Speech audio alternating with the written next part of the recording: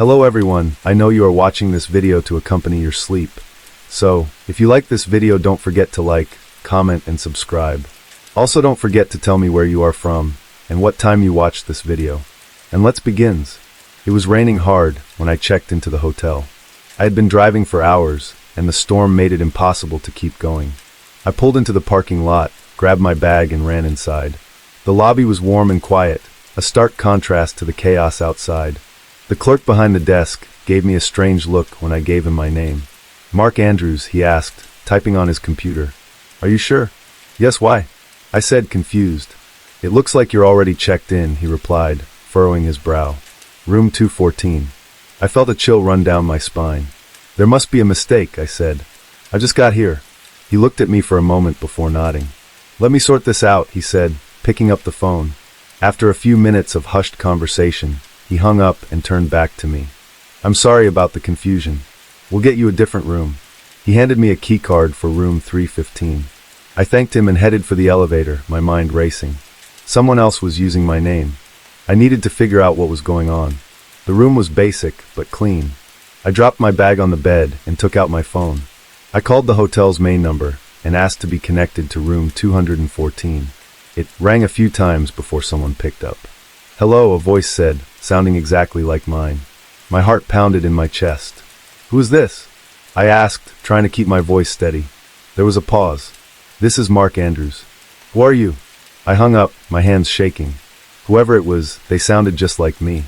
I knew I had to get to the bottom of this. I went back to the lobby and asked the clerk for a favor.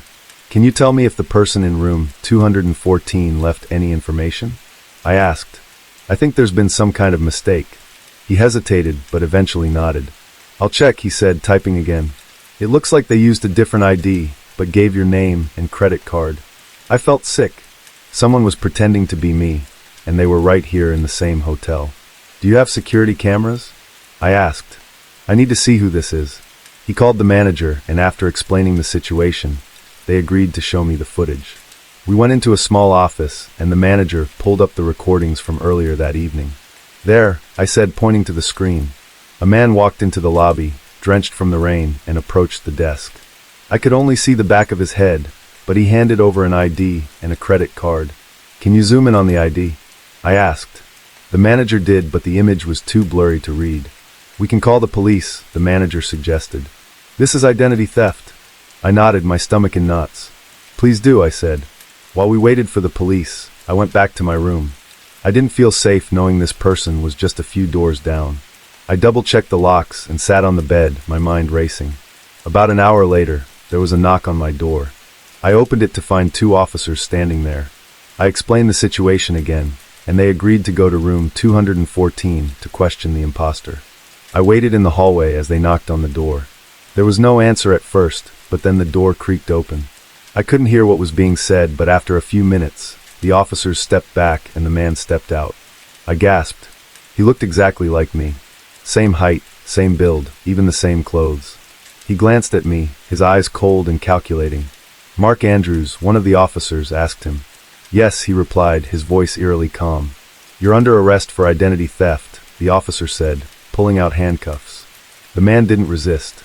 He kept his eyes on me as they led him away, a sinister smile playing on his lips. This isn't over, he said, his voice low. I shivered, watching him disappear down the hallway. The police took my statement and assured me they would investigate further. The hotel manager apologized profusely and offered me a free stay, but I declined. I just wanted to get out of there. I checked out the next morning, still shaken. I arrived back at my hotel room late that night, drenched from the rain. It had been a long day of meetings, and I was looking forward to a hot shower and some sleep. The hallway was quiet as I made my way to room 304. I swiped my keycard, opened the door, and stepped inside. The first thing I noticed was the faint sound of someone moving inside. My heart skipped a beat. I flipped on the light and saw a man standing by my suitcase, rummaging through my belongings. He looked up, startled. Who are you? I demanded, my voice trembling. The man straightened up, holding a pair of my socks. I think there's been a mistake, he stammered. They gave me this room. I was just checking in. My mind raced. How could someone else have access to my room? Let me see your keycard, I said, trying to sound assertive. He fumbled in his pocket and pulled out a card. It looked just like mine. See? Room 304, he said, showing it to me. I took a step closer, feeling uneasy. Something was off. Why are you going through my stuff then? I asked, eyeing my scattered clothes and personal items. He hesitated, then gave a nervous laugh. I was just looking for some dry clothes. I'm soaked. His excuse didn't make sense, but I didn't want to confront him directly. Get out, I said, trying to keep my voice steady. We'll sort this out at the front desk. He didn't move. Instead, he looked at me with a strange intensity. You know, you're right. This is your room, he said slowly. But it's raining hard outside. Maybe you could help me out. My stomach churned. Help you out? With what? I asked, inching toward the door. He smiled, but it didn't reach his eyes. Just let me stay here tonight. I'll be gone by morning. I shook my head. No, you need to leave now. His smile faded. I don't think you understand, he said, his tone shifting. I'm not asking. Fear gripped me as he took a step closer. I glanced at the door, calculating my chances of making a run for it. Please just go, I said, my voice sure struggled, trying to pull away, but he was strong. You're not going anywhere, he growled, pushing me toward the bed. I fought back, kicking and clawing at him. Help. Somebody help. I screamed, hoping someone in the hallway might hear me. He covered my mouth with his hand, muffling my cries. Shut up, he hissed. No one's coming. Panic surged through me. I bit down on his hand as hard as I could. He yelped in pain and loosened his grip. I took the chance to break free, bolting for the door. I flung it open and ran down the hallway, not looking back. The elevator was at the far end, but I didn't want to wait. I spotted the stairwell and dashed inside, taking the steps 2 at a time. My heart pounded as I reached the lobby. The clerk looked up, startled by my disheveled appearance. What's wrong? He asked. Someone's in my room. I gasped. Call the police. He grabbed the phone, dialing quickly. Are you hurt? He asked, glancing at me with concern. I shook my head, trying to catch my breath. No, but he's dangerous. He had a key card to my room. Aching. He lunged at me, grabbing my wrist. Minutes later, the police arrived. They went up to my room and found it empty. The man was gone, leaving my belongings scattered across the floor. They took my statement and assured me they would investigate, but I couldn't shake the feeling of unease. The hotel offered me a different room, but I declined. I packed my things and checked out, deciding to find another place to stay. As I drove away, the rain still pouring down, I couldn't stop thinking about how easily things could have gone differently. I spent the next few nights looking over my shoulder, jumpy at every sound. The police never found the man, and I never got answers about how he got my key card. I've stayed in countless hotels since, but I always double-check the locks and keep a weapon within reach. It was late when I checked into the hotel. The rain outside was relentless, and I was soaked by the time I got to my room. All I wanted was a hot shower and some rest. The room was standard, a bed, a desk, a TV mounted on the wall, and a small bathroom. I threw my bags on the bed and headed straight for the shower. Afterward, I felt a bit better. I sat on the bed, flipping through channels on the TV, but nothing interesting was on. That's when I noticed it, a tiny red light blinking near the TV. I walked over and saw a small camera, barely noticeable, hidden between some books on the shelf. My heart started to race. I quickly covered the camera with a towel and called the front desk. There's a camera in my room, I said, trying to keep my voice steady. The man on the other end didn't seem surprised. We'll send someone up to check, he said.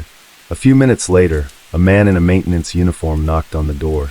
He looked around the room, saw the camera, and shrugged. Must be a mistake, he said. We'll take care of it. He left with the camera, but something didn't feel right. Why was he so calm about it? I decided to do some investigating of my own. I started by looking around the room more carefully. I found another camera in the air vent and one more behind the mirror. I called the front desk again, demanding to speak with the manager. This time, a woman came up. She was polite but dismissive. These things happen, she said. We'll have maintenance remove the cameras. These things happen? I echoed, incredulous. This is a serious invasion of privacy. She assured me it would be handled, but I wasn't convinced. I decided to check out the hotel's reviews online. Buried among the positive comments, I found a few mentions of hidden cameras and uncooperative staff. It seemed like a pattern. I felt a chill run down my spine. I needed to find out who was behind this. I left my room and started exploring the hotel. I went down to the basement, where I found the security room. The door was locked, but I could hear voices inside. I waited until the voices faded, then used a bobby pin to pick the lock, something I'd seen in movies but never tried before. To my surprise, it worked. The room was filled with monitors, each showing different rooms in the hotel. I saw my own room on one of the screens, the towel still covering the camera. I took photos of the setup with my phone and was about to leave when I heard footsteps. I hid behind a shelf as the maintenance man and the manager walked in. They were talking about how profitable the hidden cameras were and how they had to be more careful since someone had noticed. I couldn't believe what I was hearing. They were recording guests and selling the footage. I had to get out of there and call the police. I waited until they left, then slipped out of the room and headed back to my floor. As I approached my room, I saw the manager and maintenance man standing outside my door, talking in hushed tones. I backed away and took the stairs down to the lobby, hoping they wouldn't see me. At the front desk, I demanded to use the phone. The clerk looked nervous but handed it over. I dialed 911 and explained everything to the dispatcher. They said they'd send someone right away. I waited in the lobby, my heart pounding. When the police arrived, I showed them the photos on my phone and explained what I had found. They took it seriously and went up to the security room. It felt like hours before they came back down. The manager and maintenance man were in handcuffs, looking angry and scared. The police thanked me for bringing it to their attention and said they'd be shutting down the operation. I checked out of the hotel immediately, even though it was still pouring outside. I found another hotel and spent the night there, unable to sleep, still shaken by what had happened. The next day, I went to the police station to give a formal statement. It was an experience I wouldn't wish on anyone. The storm was fierce, and I was relieved to be inside, away from the downpour. The room was nothing special, but it was clean and dry, and that was all I needed. I unpacked a bit and settled in, hoping to get some rest before my meetings the next day. As I was about to drift off to sleep, I heard a strange noise coming from the room next door. It sounded like something heavy being dragged across the floor. I shrugged it off, thinking it was just someone moving furniture or something. I was too tired to care and soon fell asleep. The next morning, I noticed a peculiar smell in the hallway. It was faint but unpleasant, like something rotting. I figured it was just the rain making the place damp and musty. I mentioned it to the front desk on my way out, but they seemed unconcerned and assured me they'd look into it. When I returned that evening, the smell had gotten worse. It was stronger near the room next to mine. I hadn't seen anyone go in or out of that room since I arrived, and the Do Not Disturb sign was still on the door. I asked the cleaning staff if they knew anything, but they just shrugged and said the guests probably didn't want to be bothered. That night, the dragging noise started again, louder this time. It was followed by a low, muffled thud. My curiosity got the better of me, and I decided to knock on the door. There was no answer. I pressed my ear to the door and heard what sounded like heavy breathing. I knocked again, harder this time, but still no response. I went back to my room. I called the front desk again and told them about the noises and the smell. The clerk seemed annoyed and told me they'd handle it. I stayed up late, listening, but eventually fell asleep. The next morning, the smell was overpowering. It was sickeningly sweet and putrid. I saw a maintenance worker in the hallway and mentioned it to him. I asked if they had checked a room, and he said they couldn't enter without the guest's permission. That evening, the smell was unbearable. I couldn't understand why no one was doing anything about it. I knocked on the door again, but there was still no answer. I went to the front desk, demanding that they check the room. The manager reluctantly agreed to accompany me. We knocked on the door together, but there was no response. The manager used a master key to unlock the door, and as soon as it opened, the smell hit us like a wall. It was worse than I had imagined. We entered the room and found it in disarray. The bed was unmade, and clothes were scattered everywhere. In the corner of the room, we found the source of the smell. A large, dark stain spread across the carpet, and something was wrapped in a heavy plastic sheet. The manager pulled it back, revealing the decomposing body of a man. I stumbled back, horrified, as the manager called the police. I gave my statement to the officers when they arrived. They asked if I had seen or heard anything unusual, and I told them about the noises and the smell. I couldn't sleep that night. Every noise made me jump. As I was packing, I heard a knock on my door. I opened it to find a man standing there, someone I hadn't seen before. He introduced himself as a detective working on the case. He asked if I could spare a few more minutes to answer some additional questions. I agreed and invited him in. He asked about the noises again, and if I had noticed anyone suspicious. I repeated what I had told the police. He thanked me and left. I finished packing and went to the front desk to check out. As I was leaving, I noticed the detective talking to the manager. The detective glanced at me, and I saw a strange look in his eyes. A few days later, I received a call from the police. They informed me that the man found in the room was a known criminal involved in some dangerous activities.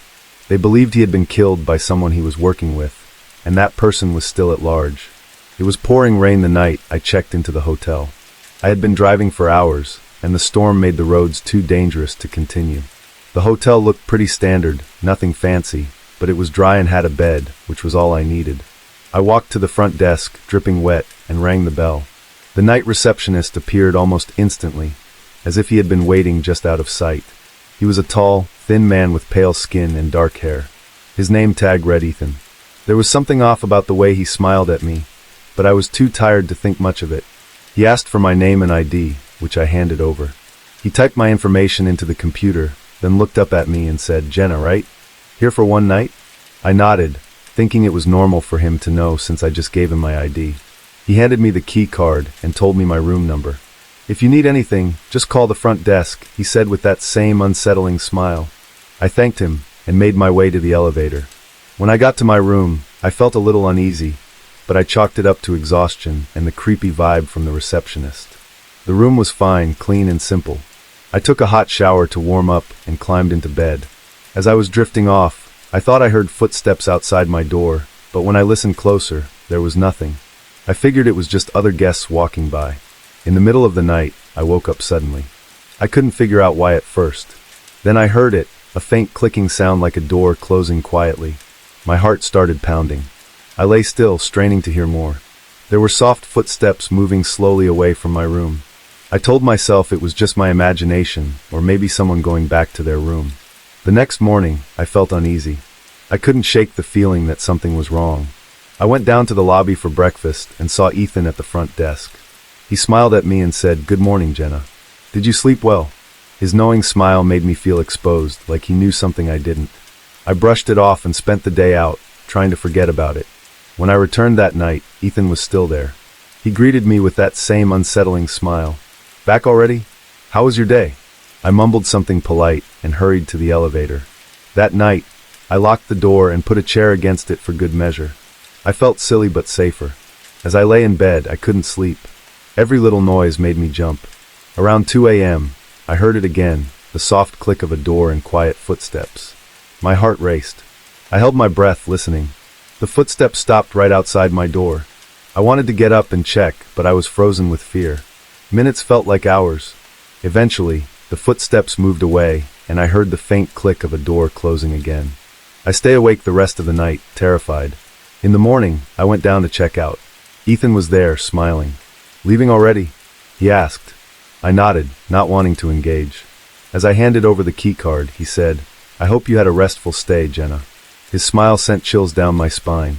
As I walked out to my car, I noticed a small piece of paper tucked under the windshield wiper. It was a note, written in neat handwriting. "I hope you come back soon." No signature, but I knew it was from Ethan. I got in my car and drove away as fast as I could. I didn't stop until I was miles away from the hotel. The whole drive, I couldn't stop thinking about how he knew my name and how he had been outside my room at night. I realized then that he must have had a master key. He had been in my room while I slept. I never reported it. I just wanted to forget it ever happened. But every time I stay in a hotel now, I can't help but remember that night and wonder if someone is watching me. I checked into the hotel late, around midnight, exhausted from the long drive. The rain was coming down hard, making it difficult to see the road. The lobby was almost empty, just the night receptionist behind the desk. His name tag said Ethan. He was tall, with dark hair and a pale face. He smiled at me as I walked in, but there was something off about it. I gave him my ID, and he typed my details into the computer. "Jenna, right? Staying just for the night?" he asked. I nodded, not thinking much of it since he had my ID. He handed me the key card and told me my room number. "If you need anything, just call the front desk," he said, still smiling. I took the elevator up to my room. It was clean and simple, just what I needed. I took a quick shower and got into bed, hoping to get some rest. As I was drifting off, I thought I heard footsteps outside my door, but when I listened closer, it was quiet. I figured it was just other guests moving around. I woke up in the middle of the night, feeling uneasy. There was a faint clicking sound, like a door closing softly. My heart started racing.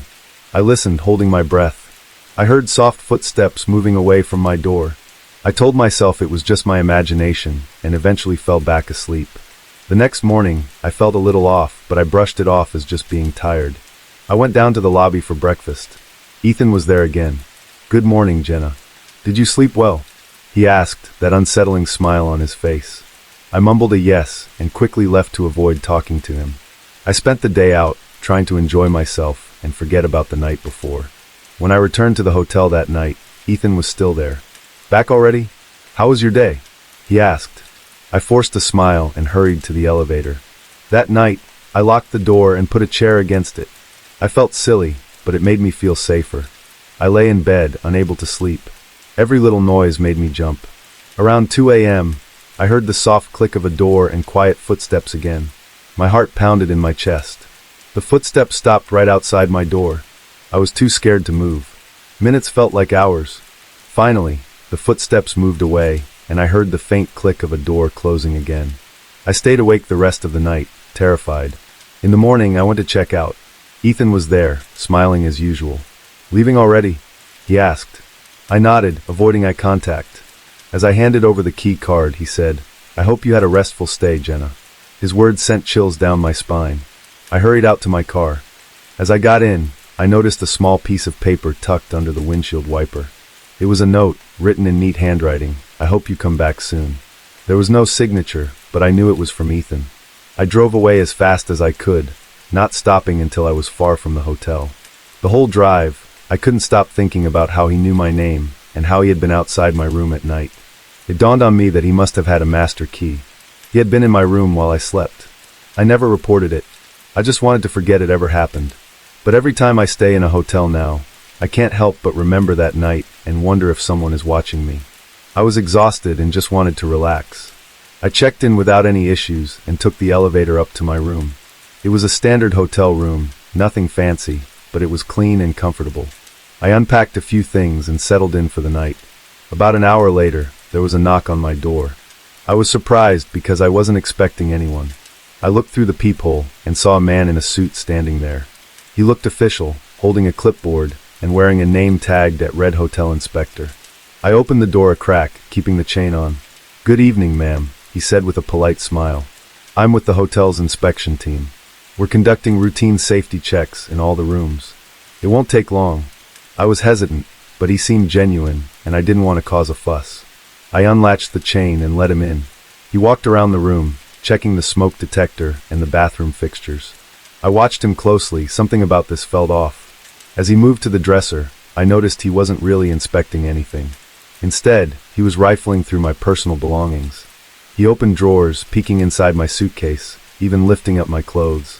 My heart started pounding. This didn't seem right. "Excuse me, what are you doing?" I asked, trying to keep my voice steady. He looked up, surprised, then quickly composed himself. "Just checking for any hidden issues, ma'am. It's standard procedure." I didn't buy it. "I think you've seen enough," I said firmly. "Please leave." He hesitated for a moment, then smiled again, but it didn't reach his eyes. "Of course, ma'am. If you need anything, just call the front desk." He walked out, and I quickly locked the door behind him, my hands shaking. I leaned against the door, trying to calm down. Something was definitely wrong. I grabbed my phone and called the front desk. "Hi, this is Lisa in room 314. I just had someone claiming to be a hotel inspector in my room. Is that standard procedure?" The receptionist sounded confused. "We don't have any inspections scheduled tonight, ma'am." "Can you describe the person?" I told her what he looked like and what had happened. She apologized and assured me they would look into it immediately. I hung up, still feeling uneasy. I double-checked the lock and pushed a chair against the door. I tried to relax, but I couldn't shake the feeling that I was being watched. I decided to check the room myself, making sure nothing was out of place. Everything seemed okay, but I still felt on edge. I sat on the bed, trying to read a book, but I couldn't focus. About an hour later, I heard a noise outside my door. It was the faint sound of footsteps, then a soft scratching noise. My heart leapt into my throat. I turned off the lights and stood by the door listening. The scratching continued, followed by a quiet click. Someone was trying to pick the lock. I grabbed the phone and dialed the front desk again. "This is Lisa in room 314. Someone is trying to get into my room. Please send security now." I heard hurried footsteps on the other end, and the receptionist assured me help was on the way. I hung up and looked around for something to defend myself with. I grabbed a heavy lamp and stood by the door, ready to swing if necessary. The door handle jiggled, and then there was a loud bang as someone tried to force it open. I backed away, my heart pounding so hard I could hear it in my ears. Moments later, I heard voices and more footsteps. The banging stopped. "Ms. Lisa, this is hotel security. Are you all right?" I approached the door cautiously. "Yes, I'm okay," I called out. "Is he gone?" "Yes, ma'am. We have him in custody. You're safe now." I opened the door to see two security guards standing there. One of them explained that the man had been caught trying to break into several rooms. He wasn't an inspector at all, just a criminal looking for easy targets. The next morning, I checked out as soon as I could.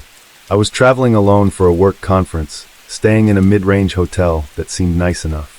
My flight was delayed, so I arrived late, checked in, and headed straight to my room. I was exhausted and just wanted to get some sleep. The next morning, I unpacked my suitcase, setting my clothes and toiletries around the room. Everything seemed fine. After a full day of meetings, I returned to my room, looking forward to a quiet evening. But when I walked in, my suitcase was gone. I searched everywhere, thinking maybe I moved it and forgot. The room was small, and it quickly became clear it wasn't there. I went down to the front desk to report it missing. The woman at the desk, Alice, seemed genuinely concerned at first. She asked if I might have left it somewhere else. I explained I had unpacked it in my room that morning. She assured me they would look into it and suggested I might have just misplaced it. That was frustrating. How could I misplace a whole suitcase? I went back to my room, trying to stay calm. I had valuables in that suitcase, my laptop, some jewelry, and important documents for the conference. A few hours later, Alice called to say they hadn't found anything, but would keep searching. She suggested I might have left it in a conference room, or maybe the hotel bar. I knew that wasn't the case, but I checked anyway. Nothing. That night, I barely slept. I kept replaying the day in my head, trying to figure out what happened. The next morning, I decided to take matters into my own hands. I started asking around, talking to other guests and staff members, hoping someone saw something.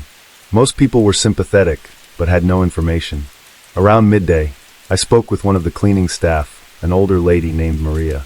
She mentioned seeing a young man, one of the newer employees, hanging around my floor more than usual. She thought it was odd, but didn't think much of it at the time. My heart raced. I had a lead. I went back to Alice with this new information. She seemed skeptical, but promised to look into it. I decided to follow up myself. I started watching the hotel staff, particularly the newer employees. It didn't take long to notice a young man, maybe in his mid-20s, who seemed a bit too interested in the guests and their rooms. His name tag said David.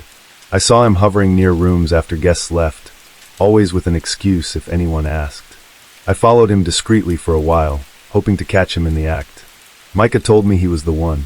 That evening, I saw David enter a guest's room with a master key card. My heart pounded as I crept closer. He emerged a few minutes later, carrying a small bag. I knew I had to act. I waited until he left, then quickly went to Alice with what I saw. Alice looked shocked and called hotel security. They caught David red-handed, and under questioning, he admitted to stealing from multiple guests, including me. He had been using the master key card to enter rooms when guests were out. My suitcase was found in a storage closet along with other stolen items.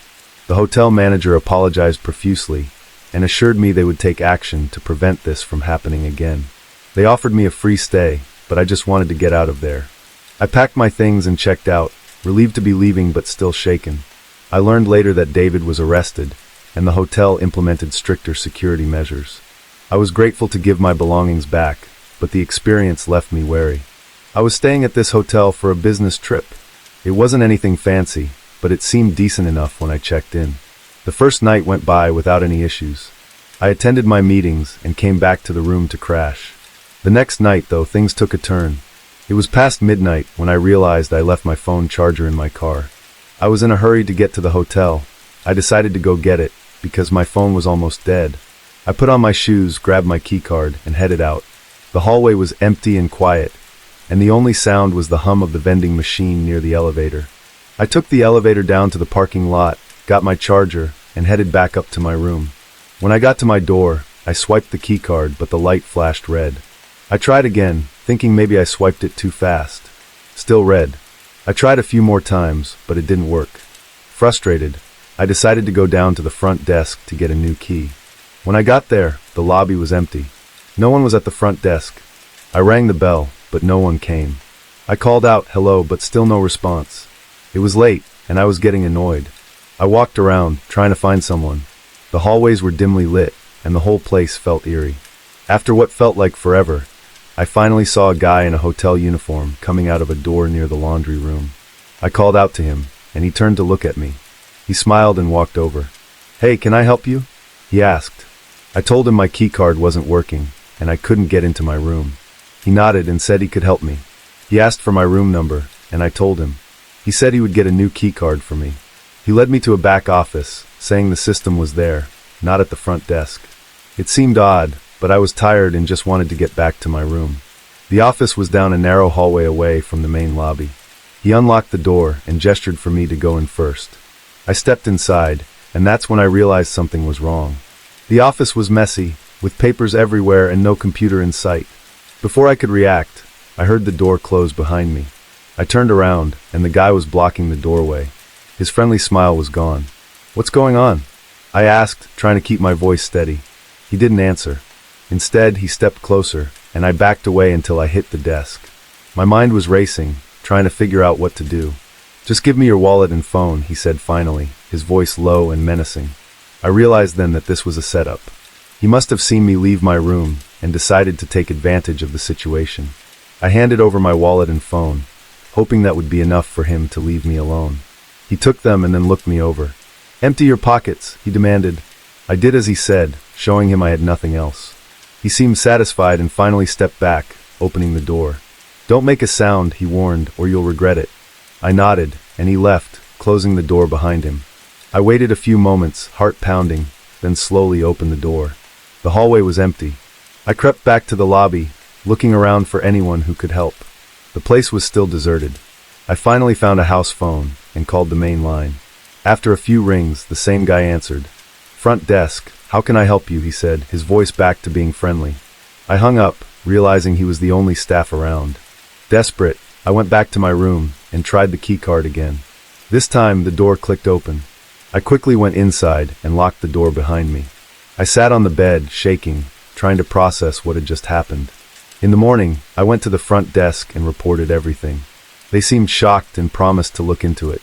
They gave me back my wallet and phone, which had been found in a trash can outside. I checked out and moved to a different hotel for the rest of my stay.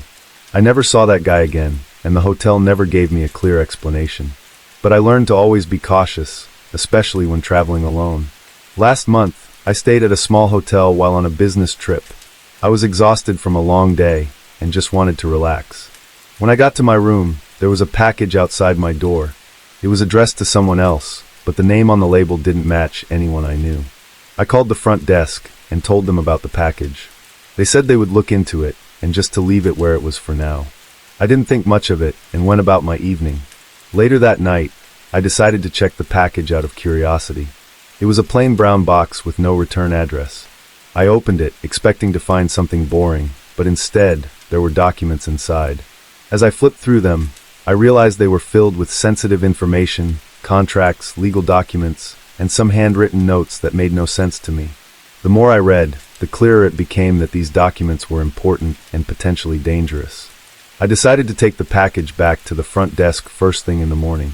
I put everything back in the box and set it aside. That night, I had trouble sleeping, uneasy about the contents of the package. The next morning, I went down to the lobby.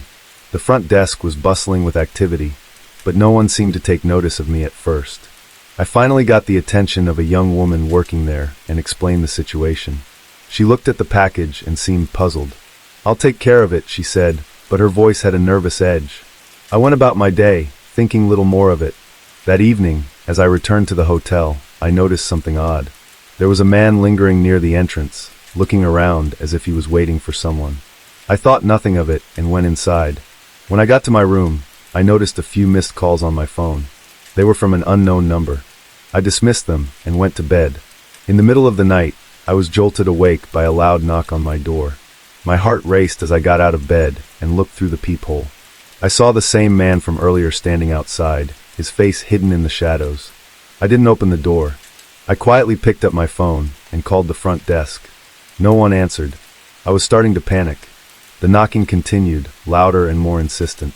I decided to call 911. As I was dialing, I heard a loud crash from the hallway, like something heavy being thrown. I hung up and ducked down behind the bed, hoping the intruder wouldn't hear me. I could hear footsteps approaching my door. They stopped right outside, and I held my breath, hoping they would just leave.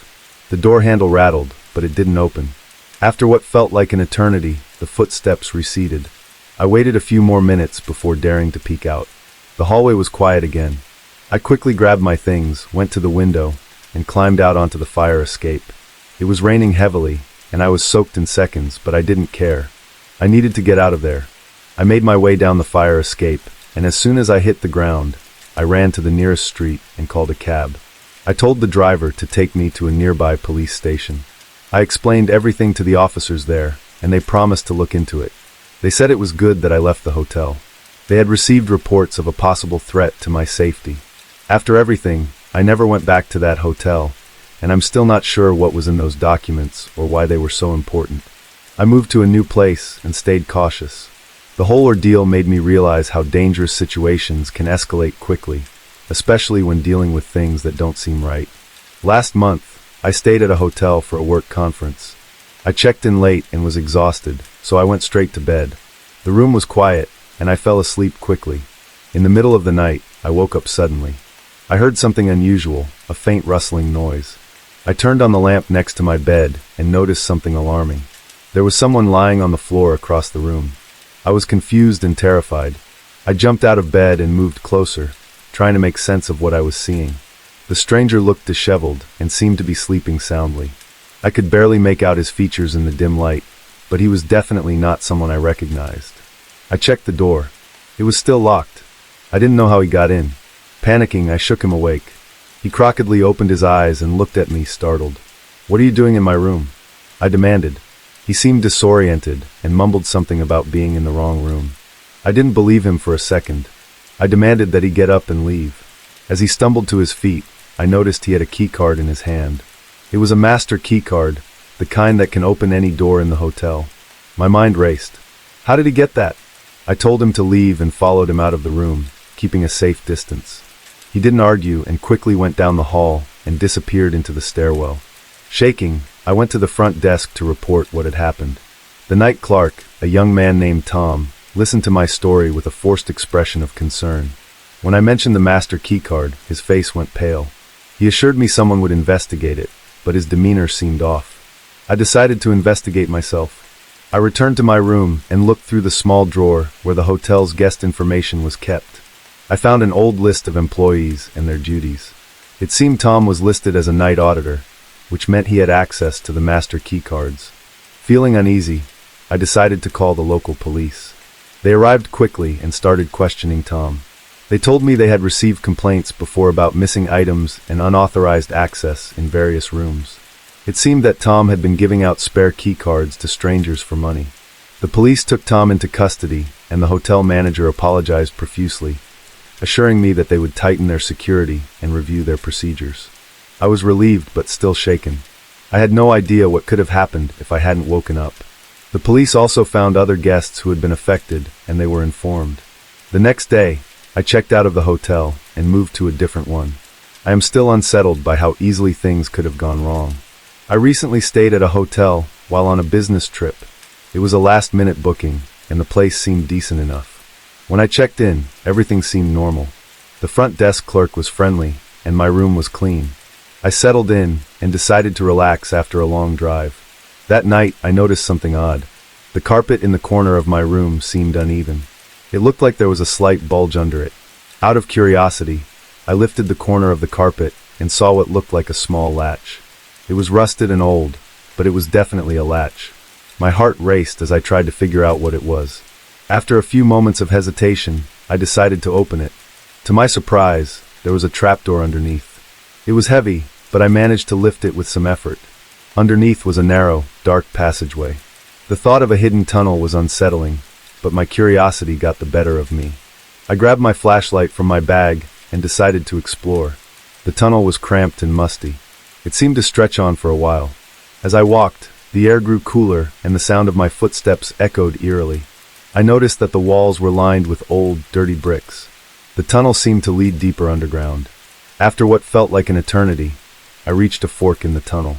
I chose the left path, which led to a small, dimly lit room. The room was cluttered with old furniture, filing cabinets, and boxes.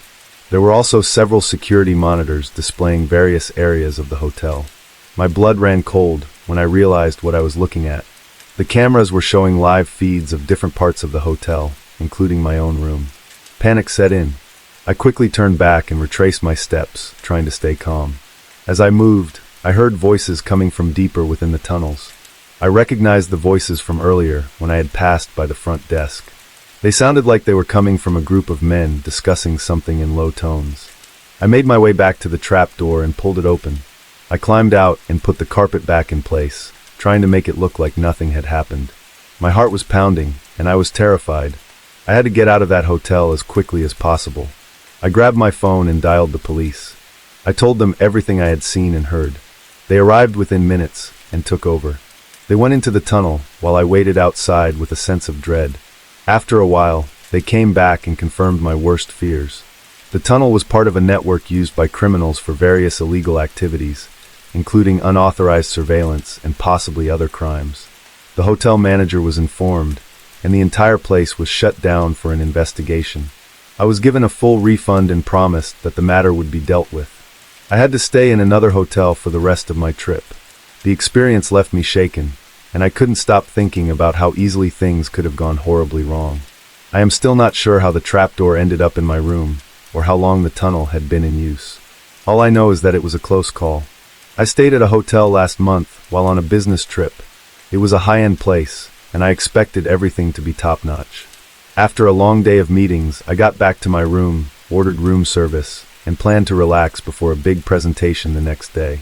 Around midnight, I was just about to fall asleep when the phone in my room rang. It was odd because I hadn't made any calls. I picked it up, and there was silence on the other end. I thought it was a wrong number or maybe just a glitch, so I hung up and went back to bed. A few minutes later, the phone rang again. This time, a message appeared on the small screen. It was a text, not a call. It read, "We have pictures of you. If you don't want them shared, you know what to do." My heart sank. I didn't recognize the number. I checked my phone for any recent photos, but nothing was out of the ordinary. Panic set in. I tried to call the front desk, but the line was dead. I got dressed quickly and went downstairs. The lobby was deserted. I approached the receptionist and asked about the phone issue. He seemed confused and said everything was working fine. I mentioned the threatening message, but he looked at me like I was crazy. I went back to my room and tried to make sense of the situation. My mind raced. Who could be behind this? What photos were they talking about? I thought about the security cameras in the hotel. If anyone had taken photos of me, they would have shown up somewhere on the hotel's network. I decided to check the hotel's security. I went back to the lobby and found the manager. I told him about the threats and asked to see the security footage. He agreed, and we went to the security office. The footage showed nothing suspicious. No one entered my room, and no one approached my door. The manager seemed concerned and offered to call the police. I agreed, hoping they could help find who was behind this. While waiting, I returned to my room and noticed the phone was working again. Another message came through, "You're wasting time. Act fast, or the pictures go public." Desperate, I tried to think of who could have access to such information. I remembered a few people I had interacted with during my stay, room service, housekeeping, and a few other staff members. I decided to go back to the front desk to see if anyone had acted suspiciously. I spoke to the receptionist again, and he mentioned a staff member who had access to all the rooms. His name was Steve, and he seemed nervous when I asked about him. I had a hunch, so I went to find Steve. He was in the staff lounge, looking restless. I confronted him about the messages and the photos. Steve's face turned pale. He admitted to sending the messages, but claimed he was only trying to scare me. He said he had no real photos, and was just trying to extort money from me. He was a small-time crook who thought he could get away with it. I called the police and explained everything. Steve was taken into custody, and they assured me the situation was under control. They checked his devices and found no compromising photos. It turned out he had been bluffing all along. The police continued their investigation, and the hotel offered me a full refund and additional compensation for the distress. I stayed at a hotel last month while on a business trip. It was a nice place, or so I thought. Everything seemed fine until I started noticing that my belongings were not where I left them. I'd put my laptop bag in one spot, and it would be in another. I thought I might be just forgetting where I put things, so I brushed it off initially. One night, I came back to my room after dinner and saw that my suitcase was unzipped. I was certain I had zipped it up before I left. I checked inside, but nothing seemed out of place. The next day, I returned to my room to find that the drawer in the nightstand was slightly open, even though I remembered closing it. I began to get uneasy. I decided to do something about it. I set up a small camera I had brought along just in case I needed it for work. I placed it in a spot where it could see most of the room, including the areas where my belongings had been moved. I hoped to catch something that would explain why my things were being disturbed. That night, I went to bed, trying not to think too much about it. Around midnight, I was woken by a noise. I checked the camera feed on my phone and saw someone entering my room. It was one of the housekeepers. They started going through my things, pulling out drawers, rifling through my suitcase, and even looking under the bed. They were clearly searching for something. I felt a cold sweat run down my back. I had no idea what they were looking for or why they were targeting me. I was sure they knew I had the camera. They glanced around the room suspiciously, but they didn't notice it. The next morning, I went straight to the front desk and asked to speak with the manager. I didn't mention the camera, but told him that I suspected some on the staff had been entering my room and moving my belongings. The manager seemed concerned and promised to look into it. He said it would take some time to investigate, but assured me that the matter would be handled. I went back to my room, feeling nervous but hoping the issue would be resolved. Later that day, I noticed that the camera I had set up was gone. It had been taken while I was out. My heart pounded. If they had found the camera, they must have known I was onto them. I decided to take extra precautions. I avoided leaving my room alone and started keeping my valuables on me whenever I left. I also made sure to keep an eye on the camera feed from my phone, hoping to catch any more suspicious activity. That night, I caught another glimpse of the same housekeeper. They were back in my room, but this time they were more cautious. They seemed to be looking around for something else, but they left without finding what they were looking for. The next morning, I went to the front desk again and demanded to know what was being done about the situation. The manager finally admitted that there had been some disciplinary action taken, but he wouldn't give me details. I was relieved but still shaken. I checked out of the hotel that day and made sure to inform the authorities about what had happened. I didn't want anyone else to go through what I did. The hotel offered me a refund and some compensation for the trouble, but it didn't erase the anxiety I felt during those days. In the end, I was just grateful to have left that place unarmed. It was a terrifying experience, knowing that someone was going through my personal things and that they might have turned on me if they felt threatened. I was staying at this hotel for a work trip and checked in late in the evening. I was tired and just wanted to get to my room and sleep. When I got to my floor, the T card didn't work. I went back to the front desk and the clerk apologized, saying there was a mix-up. He reprogrammed a new card and told me it should work. I went back to my floor, and to my surprise, the new card opened a door that wasn't mine. I thought maybe there was some mistake, but went inside anyway, figuring I'd sort it out once I got some rest. The room looked normal at first glance, but something felt off. I noticed a briefcase on the floor near the bed that wasn't there when I had checked in. It wasn't locked or secured in any way, so curiosity got the better of me. I opened it. Inside were bundles of cash, several fake IDs, and documents with names and addresses I didn't recognize. It looked like some kind of criminal operation. My heart started racing.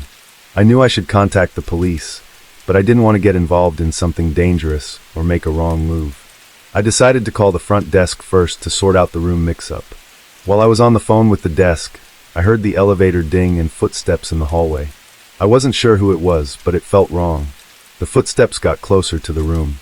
Panic set in. I knew I couldn't stay in the room any longer.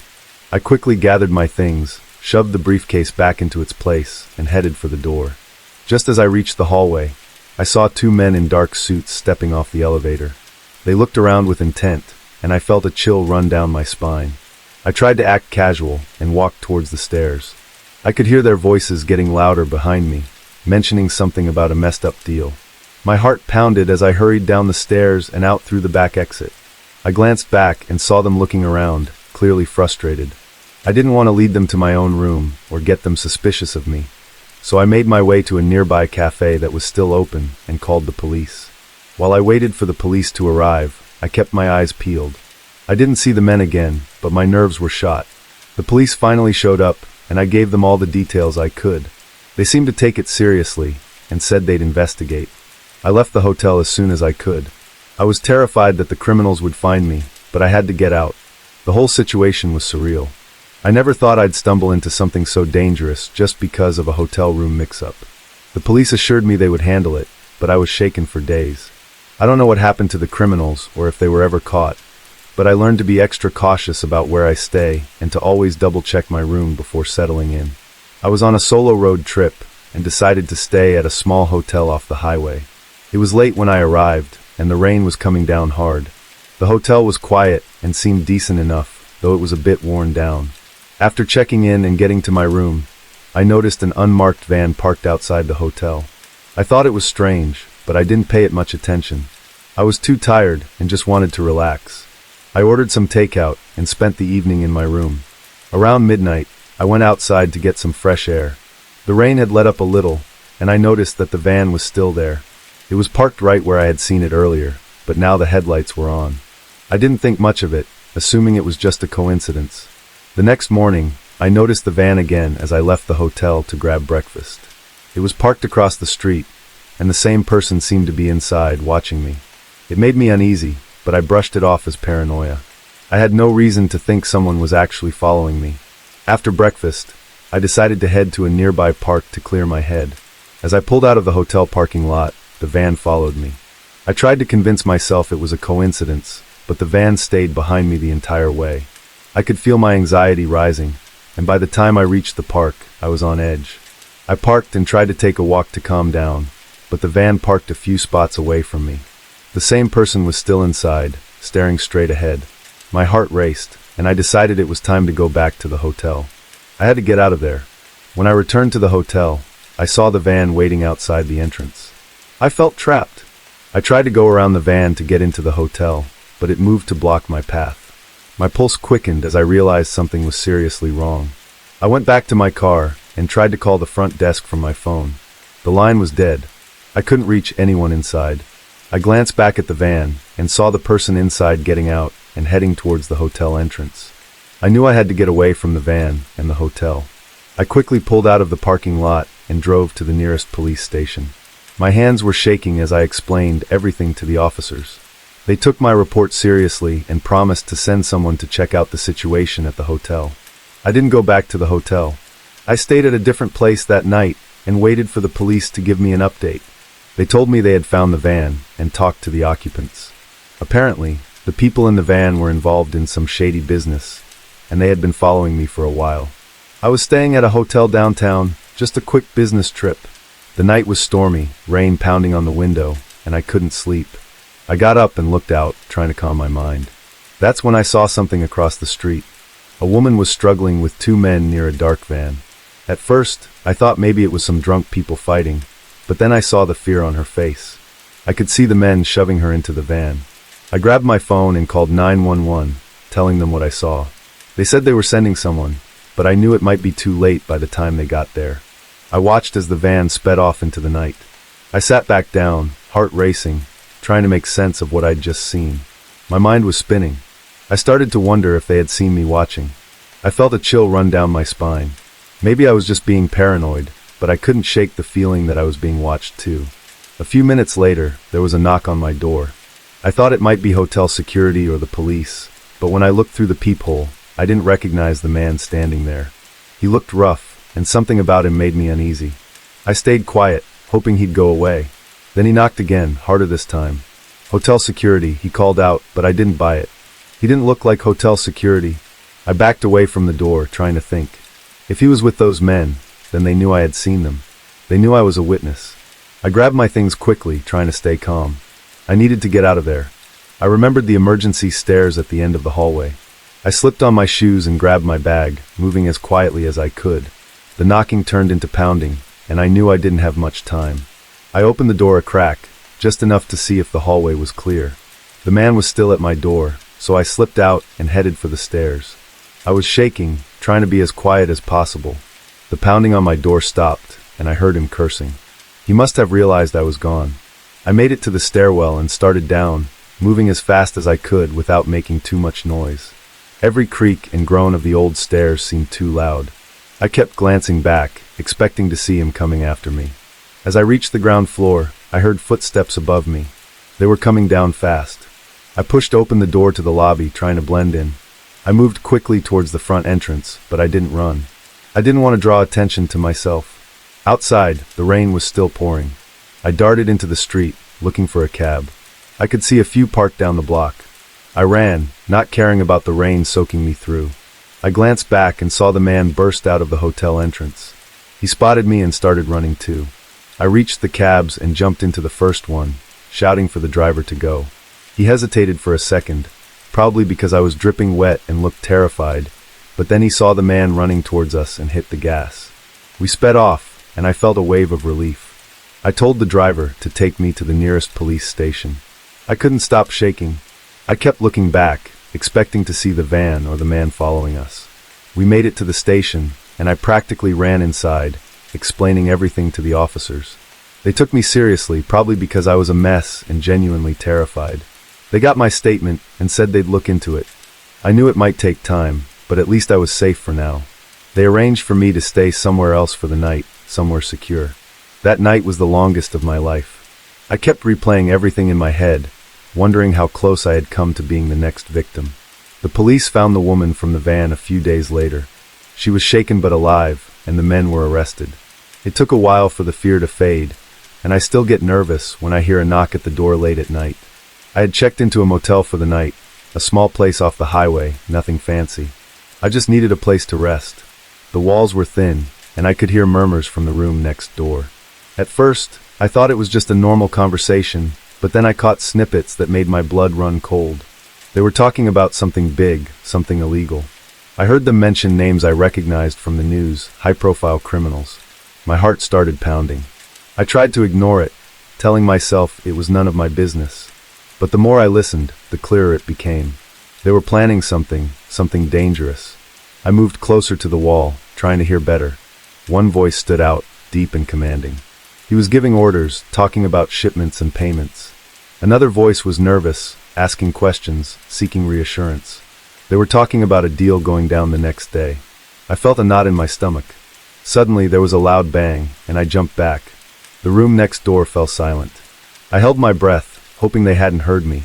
Then I heard footsteps, slow and deliberate, moving towards the door. My heart was racing, and I backed away from the wall, trying to act natural. A moment later, there was a knock on my door. I froze, not sure what to do. The knock came again, harder this time. I knew I couldn't ignore it. I opened the door, a crack peering out. A tall man in a dark suit was standing there, his eyes cold and hard. "Can I help you?" I asked, trying to keep my voice steady. He stared at me for a moment, then said, "We heard some noise from your room. Everything okay in here?" I nodded, forcing a smile. "Yeah, just watching TV. Sorry if I was too loud." He didn't seem convinced. He glanced around the room, then looked back at me. "Keep it down," he said, then turned and walked away.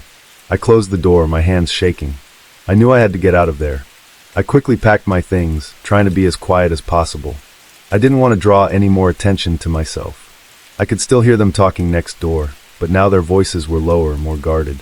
I slipped out of my room and headed for the stairs, my heart pounding in my chest. As I reached the lobby, I saw the man in the suit talking to the desk clerk. I ducked behind a pillar, trying to stay out of sight. I could hear them talking about me, describing my appearance. They knew I had heard them, and they weren't going to let me leave. I knew I had to get to my car and get out of there. I waited until the man in the suit walked away, then I made a run for it. The rain was pouring down, and I slipped on the wet pavement, but I didn't stop. I reached my car and fumbled with the keys, my hands shaking. Just as I got the door open, I heard footsteps behind me. I turned and saw the man in the suit coming towards me, his face twisted with anger. I jumped into the car and locked the doors, then started the engine. He pounded on the window, shouting at me to open the door. I didn't wait to see what he would do next. I threw the car into reverse and backed out of the parking space, then sped out of the lot. I could see him in the rearview mirror, watching me as I drove away. I didn't slow down until I was miles away, my heart still racing. I drove to the nearest police station and told them everything. They took my statement and assured me they would investigate. I knew it wasn't over, though. Those men knew who I was, and they wouldn't forget. I had heard too much, and now I was a target. The police put me in touch with a safe house, a place where I could stay until it was safe. I spent the next few days looking over my shoulder, jumping at every noise. I knew I couldn't stay hidden forever, but for now, I was safe. The police eventually caught the criminals, and they were arrested. I don't stay in motels anymore, and I don't eavesdrop on conversations. I learned my lesson that night. Sometimes it's better not to know. I was exhausted and just wanted to get to my room and crash. The lobby was quiet, and I didn't see anyone at the front desk. I grabbed my keycard and headed for the elevator. When I got to my floor, I went to my room and tried to unlock the door. The keycard didn't work. I went back down to the lobby to get it sorted out. The night clerk looked at my card and gave me a new one. I went back up, tried the new card, and it worked. I walked into what I thought was my room, but something felt off. The layout was the same, but the bed was unmade, and there were clothes and a suitcase that weren't mine. I realized then that this wasn't my room. As I stood there, confused, I heard the sound of the shower running. Panic started to set in. I needed to get out before whoever was in there saw me. I turned to leave, but then I heard the water stop. My heart was racing. I bolted for the door, but it was too late. A man walked out of the bathroom, a towel around his waist, and stopped dead when he saw me. "What the hell are you doing in here?" he shouted, his face turning red with anger. "I'm sorry, I think there's been a mix-up." I stammered, trying to stay calm. "I didn't mean to come in here." He looked at me for a second, then his expression changed. It wasn't anger anymore. It was something darker. "You're not supposed to be here," he said quietly. "Who sent you?" "No one sent me," I said, backing towards the door. "It was just a mistake." He didn't believe me. He grabbed his phone and started dialing. I didn't wait to see who he was calling. I ran out of the room and down the hallway. I didn't stop until I was back in the lobby. The night clerk was gone, and the place was empty. I needed help, but I didn't know where to go. I saw a small office behind the front desk and went in, hoping to find a phone or something. There was a computer, and I started searching for the hotel's contact information. I needed to tell someone what happened. As I was typing, I heard footsteps behind me. I turned and saw the man from the room standing in the doorway, his phone still in his hand. "You shouldn't have run," he said, stepping closer. "Now they know." "Who knows?" I asked, trying to keep my voice steady. "They know you're here. They think you're involved," he said, his eyes narrowing. "You need to come with me." "I'm not going anywhere with you," I said, backing up against the desk. "I don't know what you're talking about." He lunged at me, but I managed to duck and run past him. I raced out of the office and down a hallway I hadn't noticed before. It was dark and I could barely see, but I kept going. I heard him behind me getting closer. I needed to find a way out. I found a door at the end of the hallway and pushed it open. It led to a stairwell.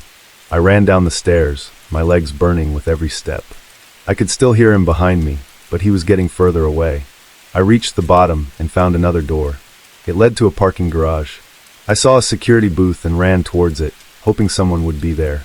The booth was empty, but there was a phone. I grabbed it and dialed 911, my hands shaking. As I waited for someone to answer, I saw headlights approaching. It was a car, and it was coming fast. I ducked behind the booth, hoping they wouldn't see me. The car stopped, and I heard doors opening. I peeked out and saw two men getting out, one of them the guy from the room. They were looking around, trying to find me. I stayed as still as I could, praying they wouldn't come my way.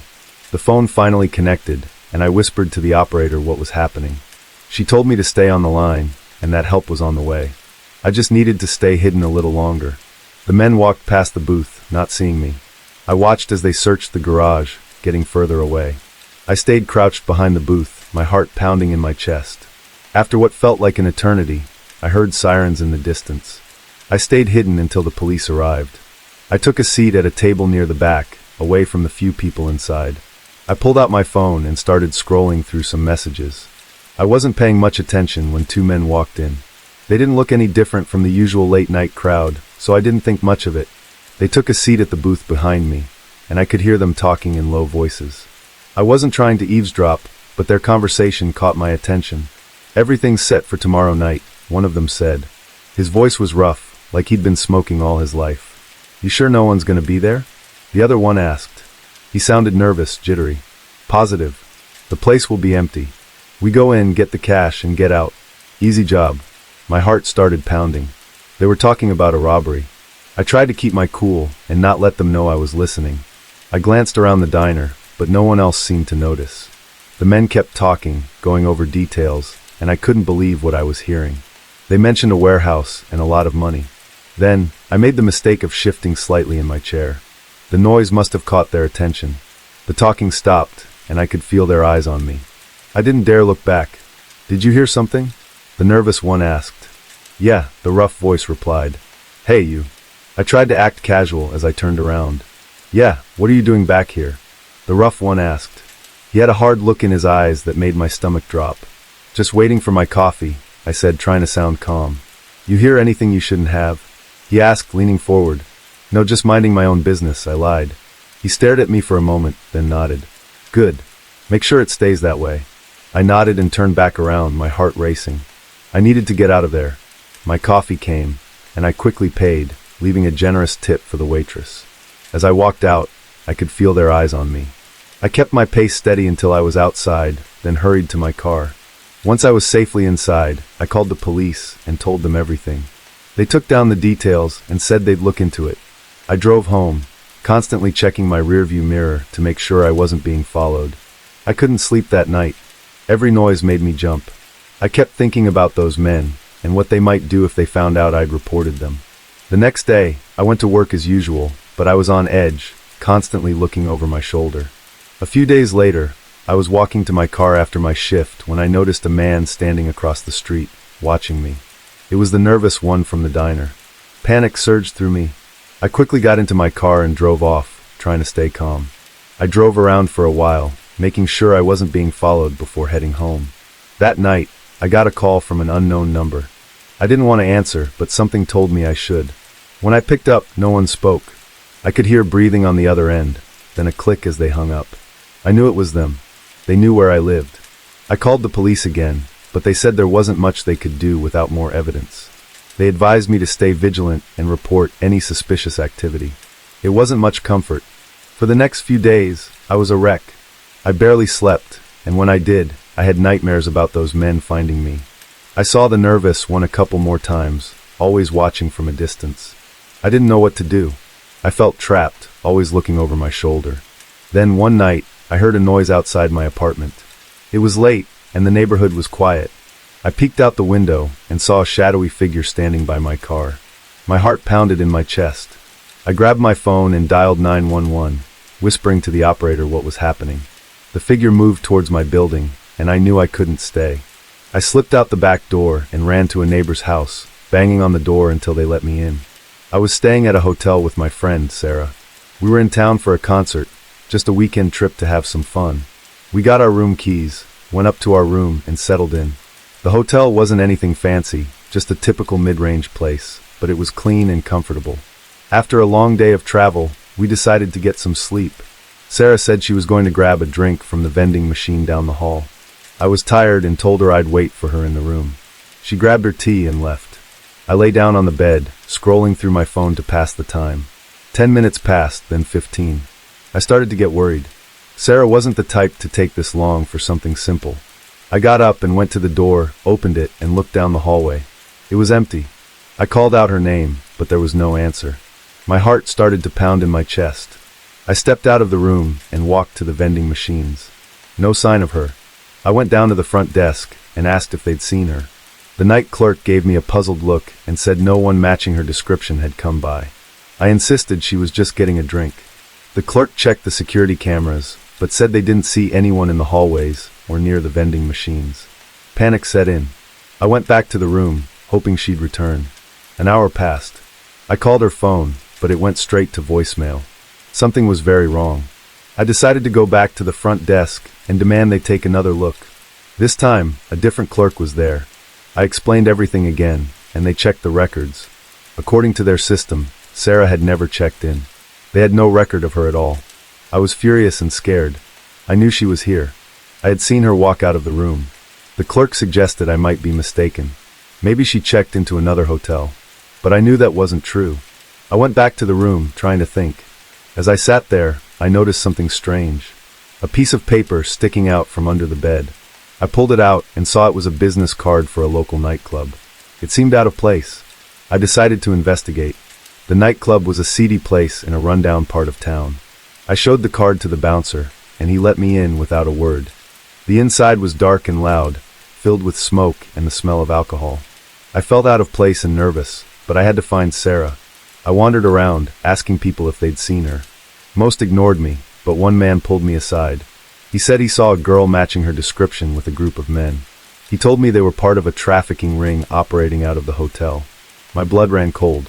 He warned me to leave and forget I ever saw anything. But I couldn't just leave Sarah. I went back to the hotel, my mind racing. I needed a plan.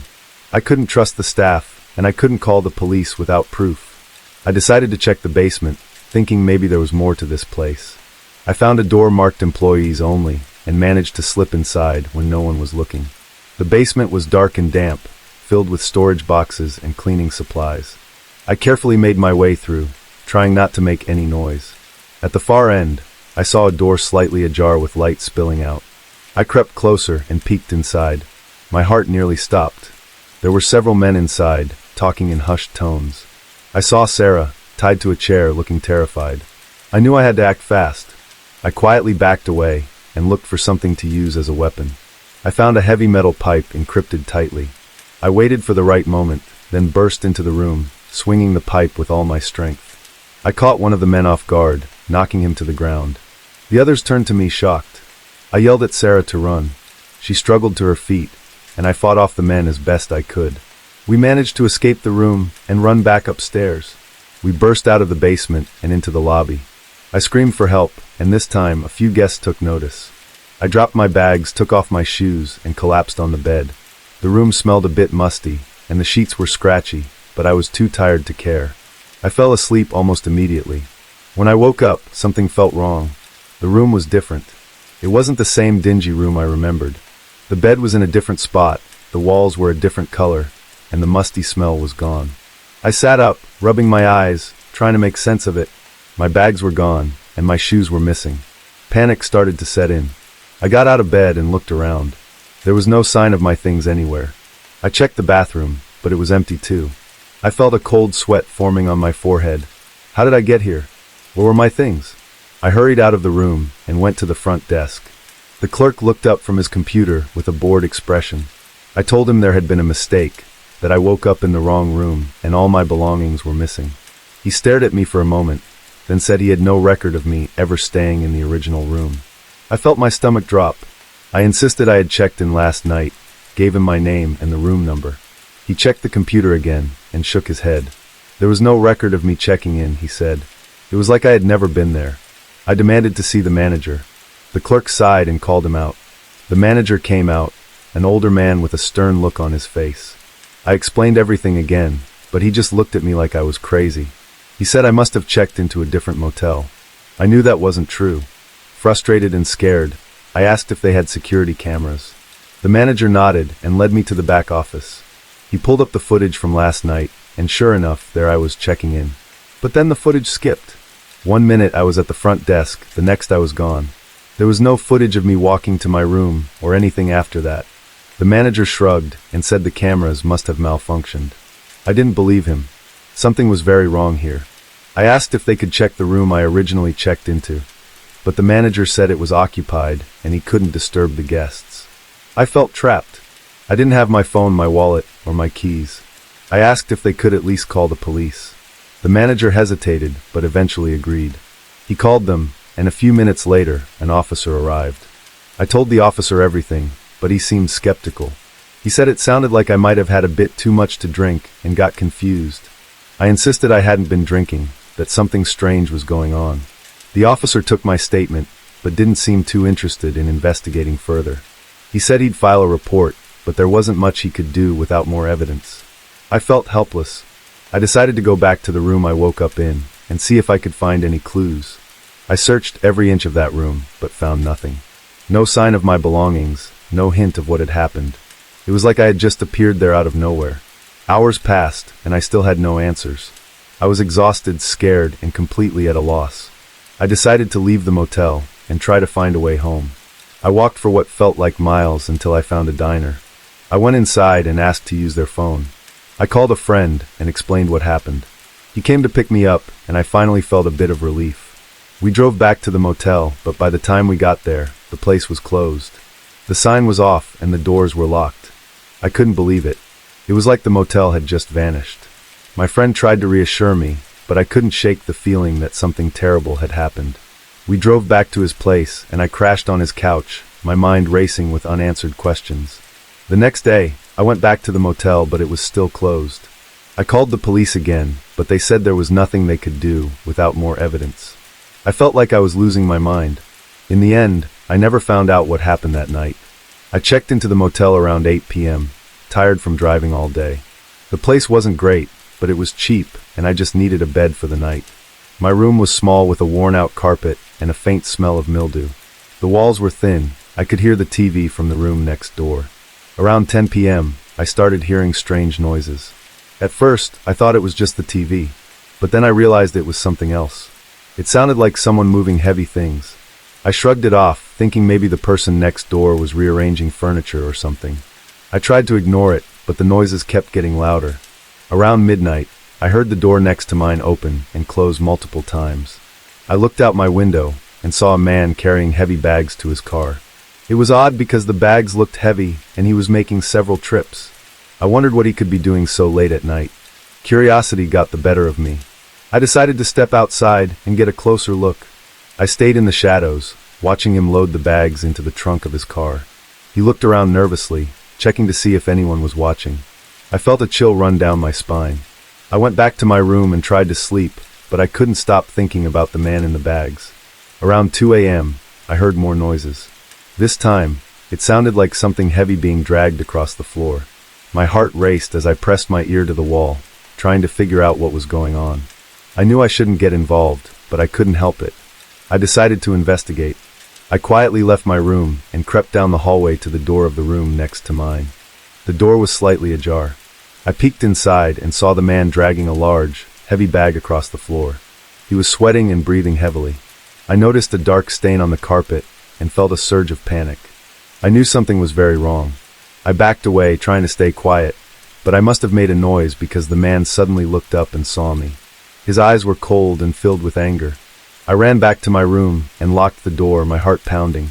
I grabbed my phone and called 911, whispering to the operator about what I had seen. The operator told me to stay on the line and wait for the police to arrive. A few minutes later, I heard a knock on my door. I froze, my mind racing. It was the man. He called out, saying he knew I was in there and that I had seen too much. He demanded I open the door. I stayed silent, hoping he would go away, but he started pounding on the door, shouting that he would break it down. I heard sirens in the distance and prayed the police would get there in time. The man continued to pound on the door, and I could hear the wood starting to splinter. I grabbed a chair and wedged it under the doorknob, trying to buy myself some time. The sirens grew louder, and I heard the sound of car doors slamming.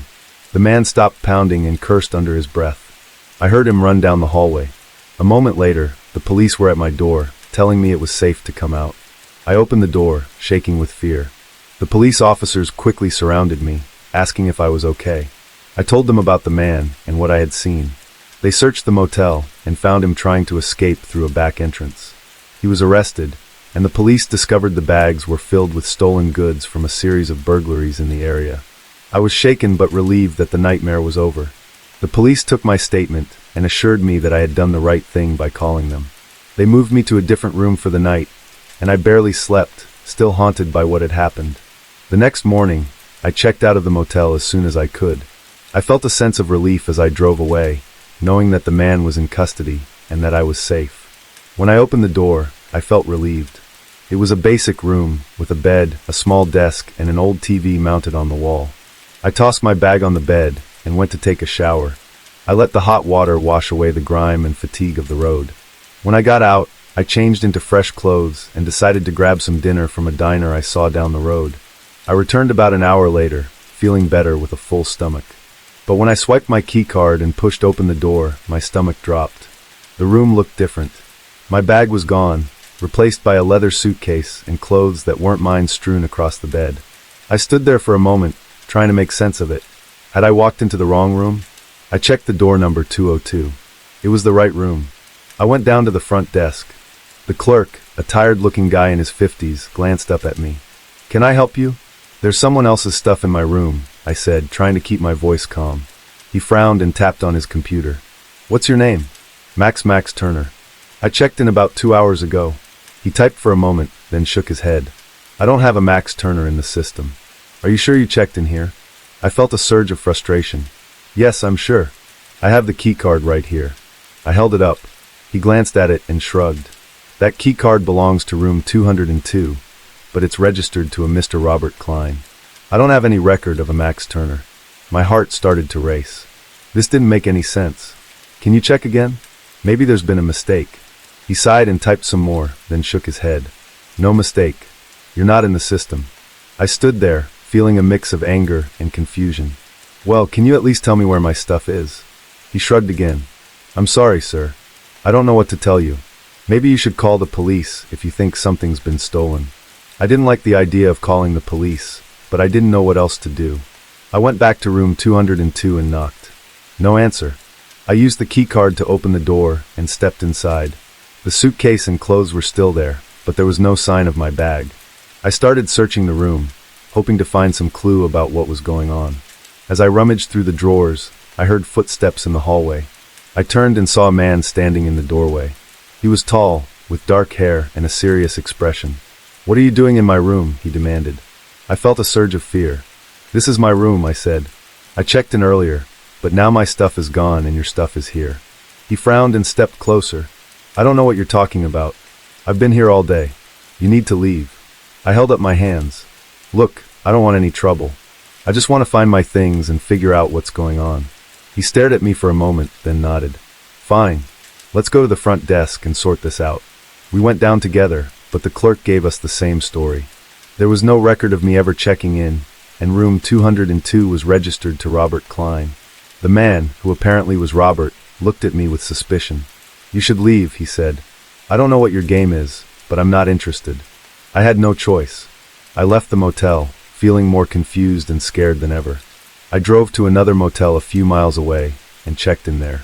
As I lay in bed, I couldn't shake the feeling that something was very wrong. It was like someone was trying to erase my presence to make it seem like I had never been there. The next morning, I went back to the first motel. The clerk from last night wasn't there, replaced by a younger woman with a friendly smile. "Hi, how can I help you?" she asked. I explained the situation, hoping for some clarity. She typed into the computer and frowned. "I don't have a Max Turner in the system, but I do see a Robert Klein in room 202. I felt a chill run down my spine. "Can you tell me who checked in yesterday around 6 p.m.? She nodded and checked. According to this, Robert Klein checked in at 5:45 p.m. I felt a wave of frustration. "That's not possible. I checked in at 6 and my stuff was in the room." She looked at me with concern. "I'm sorry, sir. I don't know what to tell you. Maybe you should contact the police." I left the motel, my mind racing. I decided to go to the police station and report what happened. The officer listened to my story, but he seemed skeptical. "Are you sure you didn't just go to the wrong motel?" he asked. I shook my head. "No, I'm sure. Something weird is going on." He took my statement, but didn't seem very interested. I left the station feeling frustrated and scared. I drove around for a while, trying to make sense of everything. Then, I remembered the key card. I pulled it out of my pocket and examined it. There was a number on the back. I called it, hoping for some answers. A man answered. "Hello. Hi, I found this key card, and I think it belongs to you," I said. There was a pause. "Where did you find it?" "At the motel," I said.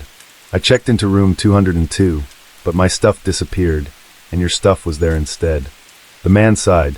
"Look, I don't know what you're talking about. I've never stayed at that motel." I felt a wave of frustration.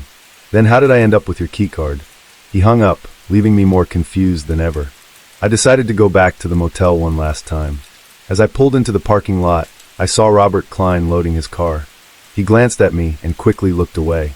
I got out of my car and approached him. "What's going on?" I demanded. "Why did my stuff disappear?" He looked nervous. "I don't know what you're talking about," he said, avoiding eye contact. I grabbed his arm. "Tell me the truth." He pulled away. "Leave me alone," he said, getting into his car and driving off. I stood there, feeling helpless and scared. I didn't know what to do. It was like someone was trying to erase me, to make it seem like I never existed. I went back to my car and sat there for a while, trying to calm down. Then I had an idea. I drove to the nearest library and used their computer to search for any information about the motel and Robert Klein. I found nothing. It was like they didn't exist. I felt a sense of dread. I knew I couldn't stay in one place for too long. Someone was after me, and I didn't know why. I checked into another motel under a different name and hoped for the best. I decided to stay at the rundown motel on the edge of town for a few nights while covering a story on local crime. The place was cheap and unremarkable, exactly what I needed for a few days of reporting. It was clear from the start that the motel was worn out, flickering lights, peeling paint, and a distinct musty smell. But it was close to where I needed to be, so I didn't think much of it. The first night was uneventful. I spent most of it going through my notes and organizing interviews. By the second night, though, things started to get strange. I was working late, typing away on my laptop when I heard voices from the adjacent room. It wasn't unusual for a place like this, but the low, tense tone of the conversation caught my attention. I tried to ignore it, thinking it was just another argument or some loud guests. But then I heard something that made me sit up. There was mention of a shipment and pickup. The words sounded urgent, almost like a deal was about to go down. My curiosity got the better of me, and I decided to investigate. I peered through the peephole but saw nothing. I then crept to the window and looked outside.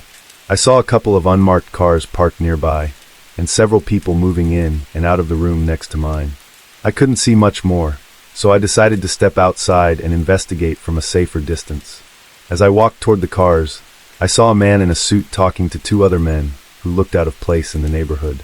My instincts told me something was off, but I tried to stay calm and blend into the background.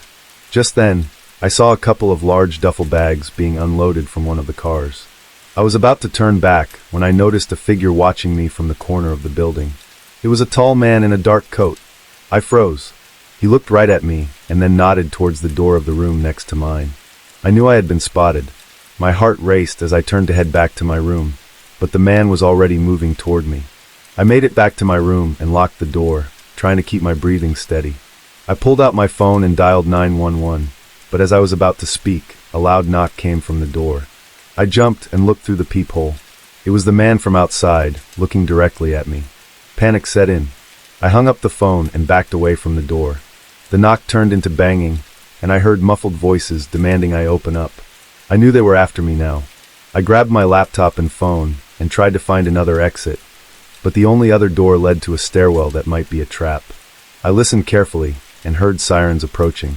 The noise outside escalated as police cars arrived and officers began shouting. It sounded like a full-scale operation was unfolding. I realized a man from earlier must have been part of the criminal operation, and that the whole scene was much bigger than I had thought. The banging at my door stopped. I peeked through the peephole again and saw that the man was gone. I quickly made my way to the back exit, which was a small, poorly lit alley. I could see officers and criminals in a standoff from a distance. I needed to get out of there before things got even worse. I darted down the alley, staying close to the walls, and made my way to a nearby street where I could call for a ride. My hands were shaking as I waited for the car to arrive. When it finally did, I got in and directed the driver to a safer part of town. Once I was in a safer place, I reached out to my editor and briefed him on everything that happened. The situation was chaotic, but it was clear I had narrowly avoided a dangerous encounter. The police later confirmed that they had arrested several people involved in the operation, and it was a major bust. This happened in the summer, and I believe I was about 12 at the time. I was staying in a hotel in a fairly large city with my mom and my younger brother. We were visiting our extended family, but chose not to stay in their house. My brother is younger than me by a decent amount, so I was usually told to keep an eye on him. On the day we arrived, my mom told me to do just that while she checked to sit and received our room card. So my brother and I sat down on the couch in the lobby and relaxed a little bit. While we were sitting, a man in about his mid-40s walked into the hotel. The couch was facing the hotel doors, so I got a good look at him. I remember that he was very average looking. Describing his features and details could generate several different images. The guy comes in and sits on the couch opposite ours. I didn't think anything of it until I realized that he didn't go up to the counter first. He just came in and sat down. It made me feel a little uncomfortable. I thought that he might have followed us in. Thankfully, my mom called us over and told us that our room was ready. We left the lobby and went to our room. Shortly after we left the hotel to go meet family. I forgot about the man for the rest of the day. We returned at about 7, and my mom told us that we could go swimming in the hotel pool. We all went to our rooms, changed, and went to the pool. A few minutes after we got into the water, the same man from before walked in and sat down. He was wearing jeans and a sweater, so he definitely wasn't going swimming. Again, we didn't think much of it until I could see that my mom was visibly worried. She pointed him out to me and said that if he didn't leave within 5 minutes, we needed to go back to our rooms. 5 minutes passed, and he was still there. So we got our things and left. By then it was close to 8. We had brought a rented movie to watch, so we planned to watch that and go straight to bed. I noticed that my mom was a little on edge because of the man watching us, and I got a little more worried myself too.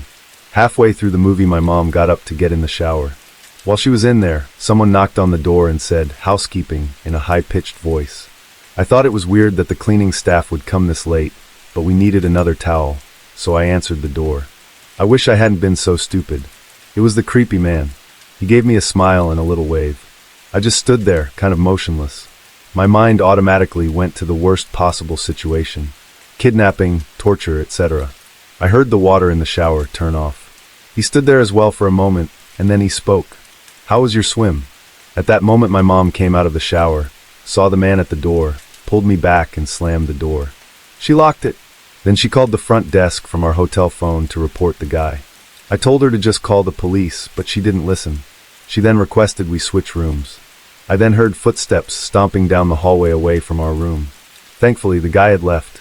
After that, we switched hotel rooms and didn't see the guy again during our stay. A while ago, I was staying in an upscale hotel in the safe area of a large Midwestern city. I'm a 16-year-old female, and I was in a room all by myself with my parents a few doors down. In theory, this isn't unsafe by any means, but I had bad luck on this particular trip. Our first night there passed without incident. Me in my room, my parents in theirs. I watched a pay-per-view movie and ate way too much from the snack bar. I didn't have any reason to feel unsafe. The next morning we did the usual tourist stuff that one does when visiting a new city. As we ate breakfast in the hotel restaurant, I noticed a man who looked to be in his 60s staring at me for an abnormally long amount of time. I won't lie, as a young, decently attractive female, I'm used to getting the occasional inappropriate look from a guy, so I ignored it and chalked it up to him either being a perv or thinking I looked like his granddaughter or something. The next night my parents allowed me to meet up with a friend for dinner who lived in the area. He met me in the hotel lobby, and we had a nice dinner, and then went back to the hotel for drinks. Yes, I know I'm underage. Coincidentally, the same man who had been eyeing me earlier was at the bar. This time I knew I didn't remind him of his granddaughter. Even with my buff guy friend next to me, his eyes traced every curve of my body. I felt unsettled and mentioned it to my friend, Ethan, who glanced over and also seemed really weirded out by how obvious this guy was leering. We left the bar quickly, and by now it was around 12:30 a.m. Ethan walked me to the elevators of the hotel, and once I pushed the button, left. I wish I would have asked him to stay, because no sooner had he walked away that my creeper came rolling around the corner and stood there waiting with me for the elevator. I felt so uncomfortable knowing that he would be seeing what floor I was going to, but it hadn't occurred to me to get off on a different floor at the time, and even if it did, he planned on following me, so it would have been just as bad a move. When we were in the elevator together, I tried to keep my eyes averted from his, but they literally bore into my body. He kept trying to step closer, and I kept backing up, too scared to even speak. What freaked me out even more was that he hadn't pressed a separate elevator button, so he planned on getting off when I did. When I got to my floor, I almost ran to my room, and the guy just stood at the end of the hallway waiting to see where I was going. I stayed in my room for 15 minutes until I was sure he was gone before I told my parents what had happened. They were freaked out and told the hotel staff, but there was no sign of the guy, and it was really late, so I just locked my door and tried to get some sleep. I had almost drifted off when I heard a knock at my door. No, I'm not an idiot. I didn't just go and open the door at nearly 2 a.m. Instead, I turned on the light and froze. At this point my intuition had kicked in, and I knew it was the guy. I was near tears, but the knocking kept continuing harder and harder, so I finally shouted and asked who it was. The voice that replied to me was the chilling thing I had ever heard. High-pitched but growly, almost giggly, so disturbing I can barely describe it. "It's hotel staff. Please let me in." I was terrified. A look through the peephole confirmed that it was the same creepy old guy. I locked myself in the bathroom and called my dad's phone. He has a habit of always keeping his ringer on, so he answered me almost immediately, and I tried to tell him what was wrong through my tears. The guy from before I managed is at my door, and what happened next gives me nightmares. My dad naturally went into superhero mode and opened his door to find the old man in just a robe masturbating. It's pretty obvious to piece together what he was planning, and I still dream about it and have severe PTSD from it. My dad slugged the dude in the face and made sure he didn't move an inch while my mom called hotel security. We pressed charges, and the guy is in prison now on what I think are assault with intent to force himself upon me. I have recently moved to a new town and have been job hunting. I stopped by a hotel on the shoreline and went in to see if they needed someone for desk work. Inside was vacant, dark, and smelled stale. The man behind the desk had an extremely thick accent, and it was difficult for me to understand him. It seemed like he was the only person in the whole building, and I got a strange vibe from the whole place, but stayed to fill out the application and turn it in as quickly as possible. I could feel him staring at me the entire time. The man muttered something under his breath and took my application. After I left, I decided most likely I would not be accepting a position there because of the strangeness of the situation, and really regretted leaving my phone number, address, and other personal info in the application. Later that evening, I'm at home watching the Olympics in my living room, around 10 or so. I go into my bedroom to grab my phone off the charger, and I see I have a missed call from just a few minutes earlier. It's strange for anyone to be calling me so late, but I redialed the number to satisfy my curiosity. A woman with a thick accent answers and demands to know who is calling. I politely told her that I had missed a call from this number. She starts screaming, "No, no, no, Samantha," at the top of her lungs and hangs up. It freaked me out that she had used my name in her crazy talk, but figured it was some crackhead that misdialed my number. I take my phone back with me into the living room and sit down. Right then my phone starts ringing again. I answer, and it's the man from the hotel yelling my name over and over again. He is screaming at the top of his lungs, and I can hear the woman yelling too. I could catch pieces of what they were saying, but in between their accents and both of them screaming, it was difficult to get it all. I heard, "Disturb my phone, disturb your life, you can't see," and that's about it. I hung up really fast and proceeded to flip out. They called back 14 times within about 20 minutes. Thankfully, I don't have my voicemail set up, so they couldn't leave any. My husband came home at around midnight, and I told him what happened. He laughed it off and said they were probably on drugs and just dialed my number to mess with me. I really hated the fact that these people had a decent chunk of my personal information, but I figured they were too crazy to do anything but make creepy phone calls at night. I finally calmed down enough to go to sleep at around 3 in the morning. About half an hour later, I wake up to my dog barking, growling, and charging at the back door. I know immediately something is wrong because she never acts like this and is well trained. My husband and I both sprinted into the living room and saw a hand reaching through the doggy door clawing at the tile. I screamed and my husband grabbed me, and we went into the bedroom and locked the door. I dialed the police, and thankfully they were there within 10 minutes. The man was long gone, but I knew exactly who it was. I gave them my statement and showed them my call log from earlier. They called the number, but it was a prepaid phone, so there wasn't a lot they could do to trace it. By the time the police left, it was around 5:30 in the morning, which was okay with me, since I wouldn't be able to sleep anyways. A few hours later, my husband, who was still really angry, and I decided to go to the hotel to try to get some information about the guy and inform the staff that this guy was nuts. We spoke to the manager there, and he told us that the man I described had been fired a year ago for stalking a housemate. Oh my God, what was he doing in the lobby last week then? They checked the security cameras and discovered that he was constantly around the hotel and staring in the windows. I guess he had snuck in while the manager left the desk right as I walked in. The manager contacted the police and was able to file trespassing charges against him. Now at least the police are looking for him. At this point I'm in tears. I had given a crazy person all my info, and he was harassing and stalking me. I'm still receiving phone calls from strange numbers during the night, but luckily he hasn't returned to the house as far as I know. I contacted my references I had used on my application to let them know what was going on. Apparently my old boss was left a voicemail at around 2 in the morning on Monday of heavy breathing and some strange moaning noises. This past week I haven't been able to sleep at all. I'm a nervous wreck and jump out of my skin every time my phone rings or I hear my dog barking. My next door neighbor's parents moved from India to the UK back in the 60s.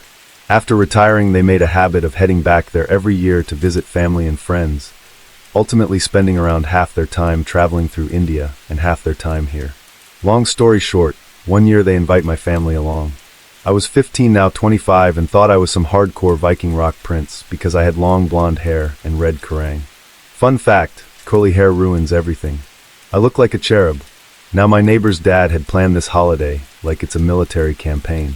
When we arrive, he hands each of us, including my 11-year-old brother and sister, a brown folder containing our itinerary, hotel brochures, money, conversion charts, train times tables, for passport photos of ourselves for forms, and a list of names under the header Useful People.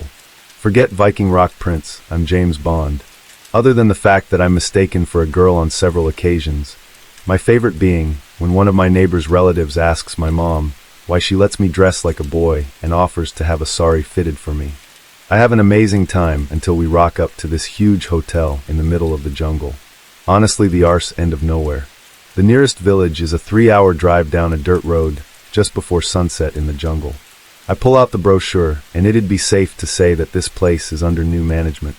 There's a single light on about 5 stories up. As we pull into the drive, we spot a group of men clustered around a large fire. One of them stands and starts shouting something, but is silenced by the guy next to him with a slap to the back of his head. One of the group comes sauntering over and motions our driver to wind down the window. Imagine Alfred Hitchcock as an Indian drug lord, and you have a pretty good idea of the man now flapping his jowls through our window.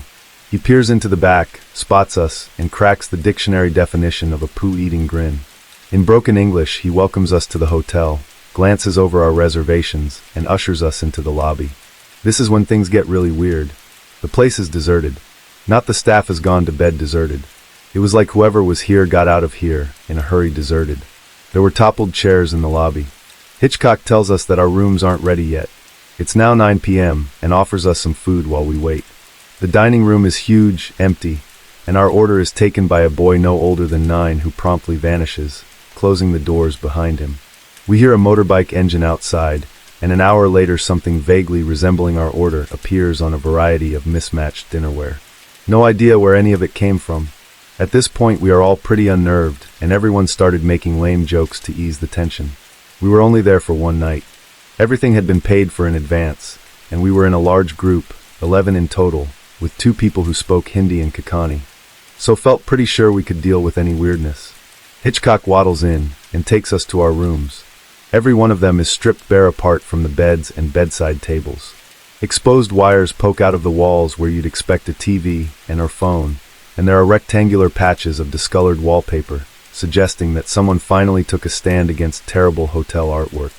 The only decoration is this creepy little metal horse that's just sitting on one of the bedside tables. I'm sharing with my little bro and insist on taking the bed closest to the door, presumably thinking I could summon Thor if things got hairy. Hitchcock lingers in the doorway for a little while, flashing his pulley browns and giving me the creeper eyes. I close the door on him, we dump our bags, check the door is locked, and have bro chats until we pass out. I wake up, no clue when clocks clearly didn't fit with the whole minimalist cracked den vibe the management was going for, but it's pitch black, to hearing the door to my room clicking shut, the door that is no further than a foot from my head. Oh God, I think, I'm no Viking rock prince, I'm a flying baby that plays a harp. I cower under the surprisingly clean blankets until my heart stops threatening to bust out of my ribs and redecorate the ceiling. Stealthy ninja roll out of my bed and go to the door, things unlocked. Oh God, I barricade it with the bedside table, check little bro is alive, get into bed, see our bags, and then to the barricade, notice that mine is open. Now plot twist, nothing's missing, camera, wallet, clothes, super secret spy dossier. Everything is intact. I convince myself that I crap my pants over nothing and go back to sleep. Side note, little bro slept through the whole thing. Morning comes and we all want to get out of there as soon as possible. Neighbor's dad kicks off about how weird the whole thing is to hitchhike and gets half of our money back. Excellent. We head outside and my sister points out the charred remains of one of the hotel beds is what's left of the fire pit. Excellent. Turns out that our driver, who had a room in the place, had decided to sleep in the bus because he, in his own words, didn't want their funny business. Apparently there were people coming and going all night. He woke up to see a guy's nose against the window just staring in at him. The driver hit the window, and the dude scampered off into the jungle like freaking Mowgli. We give a driver a huge tip. Hitchhike waves at us from the lobby, adjusts his crotch and plods back in. We leave thinking the weirdness is over. About an hour into the journey, I decide to take a look at our itinerary, so I pull out my spy folder. My heart instantly sinks. One of my passport photos is gone. A perfect 35 by 45 millimeter rectangle, missing from the corner. 3 little Viking rock cherubs stare up at me, mourning their fallen brother. I search the folder, asking my parents if they took it for something, starting to lose my crap. Everything from the night before rushes back. I explain what happened, and there's this weird moment of silence while everyone looks at each other. Turns out that everybody had heard someone outside at their door at some point during the night, but had deadbolt them before going to sleep. Bro and I had no deadbolt. Hitchhike put us in that room on purpose. Driver suggests that we head back to the hotel and demand satisfaction. Tips galore for driver. We arrive at the hotel. The doors are padlocked. Hitchhike and his cronies have vanished. The cherry on top of this cake is the horse. The little metal horse that was sat on our bedside table had been placed on the step in front of the door. I took it. Free souvenir. Screw you, Hitchhike. Long story short, don't go to India. So I get a message on a dating site from a girl. Not my type, but I check the message out. Hey, you're super hot. Want to come over to my hotel room? I was flattered, but definitely was not interested. However, she might be a good person, so I messaged her back. Not really looking for that, but I'm down to chat. No, I really want you to come over. I'm on vacation, and I'm at the hotel near your house. Once again I say, I'm sorry, but I'm not interested. Where are you from and why choose here to vacation to? I'm from here, but I'm at a hotel wanting you to smash. Come over. At this point I was sketched out. Why rent a hotel room when you live here? It's a smaller city. So I did the smart thing. I blocked her. I sent a message beforehand saying goodbye, and hope she finds someone that is interested. Fast forward 30 minutes. She made a second account and sent me this. I'm serious. I really want you to come over. Here's something to persuade you. And it was an imager linked to a picture of a naked woman in a bed. So I block her again. Not even 15 minutes went by, and there was another account and message from her. At this point, I think I'm getting trolled. My friends could easily have pulled this off. I wanted to call their bluff, so I created a new Kik account, gave my info, and told her to go on video. I was going to catch my friends. Well, it was her. She quickly went into doing things trying to persuade me. I deleted the Kik and avoided it. Deleted my dating account. Was completely sketched out. About 2 months later, I reactivated it one lonely night. About a day later, I get a message from her saying that she saw me riding my bike downtown a few weeks ago. She described what I was wearing. I had enough. I told her I could take this to the police for harassment. I actually didn't know if I had a good case, but I wanted to scare her away. It worked. Hadn't heard a peep since. I'd never been more grateful to think with my brain instead of my other head. So my girlfriend and I got a motel for 2 nights. It was not the best motel, not on the best side of town, but it was cheap, so it worked for us. I was 20 and she was 19 at the time. Anyways, the first night went fine. However, the second night things started to get strange. At about midnight, there was a banging on her door. I looked out the peephole to see a scraggly-looking shorter white man standing outside my door with jeans on and no shirt. My first thought was that this guy was probably on drugs or something, and was probably banging on everyone's door for whatever reason. Whatever, I'm tired. Time to go to sleep. Then about 2 a.m., as my girlfriend and I are starting to fall asleep, I think I hear the man say something outside. You and your girl are gonna die tonight. No, I tried to trick myself into thinking that I didn't really hear this. I mean, why would some random stranger say this? How did he even know I had a girl in the room? Had he been watching us earlier? All these thoughts are going through my mind while my girlfriend is asleep. Her name is Jane. I don't want to disturb her, but at this point I'm feeling pretty nervous, so I nudge her awake. I say quietly, I think that guy is still outside. She is half asleep and thinks I'm being paranoid. He begins to knock on her door again. Alarmed, we get up to look through the peephole. This time he is standing in front of our door, but looking the opposite direction with his hands behind his back, almost militaristically. I begin calling the police from the motel phone. Jane thought I was overreacting, but I was too afraid not to call. I told the police about the man, and they said they would send somebody out. I called the lobby and told them as well, but they said they couldn't do anything, and that I should call the police. Sure enough, about 10 minutes later, actually a pretty decent response time, a police car rolls through the parking lot. Then they leave. What? They must not have seen the guy. Great. Now this guy starts talking more craziness outside. He says stuff along the lines of, "Man, you called the cops? You're just a freaking baby. I'm gonna beat you to death." We'd stopped shortly after, and we didn't hear anything from him for another 10 to 15 minutes. Then again outside I hear him say, "You and your girl are gonna die tonight." Jane heard him this time as well, and she instantly was on my level of terrifiedness, and she hadn't heard this before, and insinuated I was over paranoid or hearing things. She insisted we call the police, and this time I let her talk to them. She was much more shooken up on the phone, and conveyed a necessary sense of urgency I wasn't capable of. Again, a police cruiser comes through the parking lot. I see the car is about to leave again. Angry, I walked outside to the cruiser. I felt safe enough to walk outside since the police were right there. I asked why they were leaving, and they said that they talked to the guy, but he wasn't doing anything obviously criminal, so they couldn't do anything about it. The officer said he was messing with the air conditioner to our room. I explained to the officer the comments we heard this man making about killing us, but again he told me there was nothing he could do. Oh my God, right? So the cops leave again. They leave me and my girlfriend alone at this motel with this crazy guy for the second time. Now he's angry and must have seen me talking to the cops. Again he's knocking on our door calling me a little baby, saying he's gonna kill me. So I call the cops for the third time. About 15 minutes later, I heard the sound of handcuffs outside my room. I had never felt so relieved. I don't know what happened and why they finally decided to arrest him. I'm just glad that they did. I could hear him saying, "What did I do? I didn't do anything," while they were cuffing him. As soon as the police were gone, my girlfriend and I left the motel. Luckily my friend was awake at 4 a.m. when I called him, and we crashed his house for the night. When we were pulling out of the motel parking lot, I could see the man in the back of the police car looking at me. The deadest and most soulless eyes I had ever seen. I was 14 when this occurred, and I'm 22 now, but I still remember in crisp detail, and it freaks me out to this day thinking about what could have happened if things turned out differently.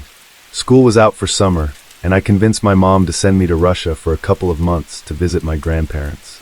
We moved to North America when I was little, and I hadn't been back much since.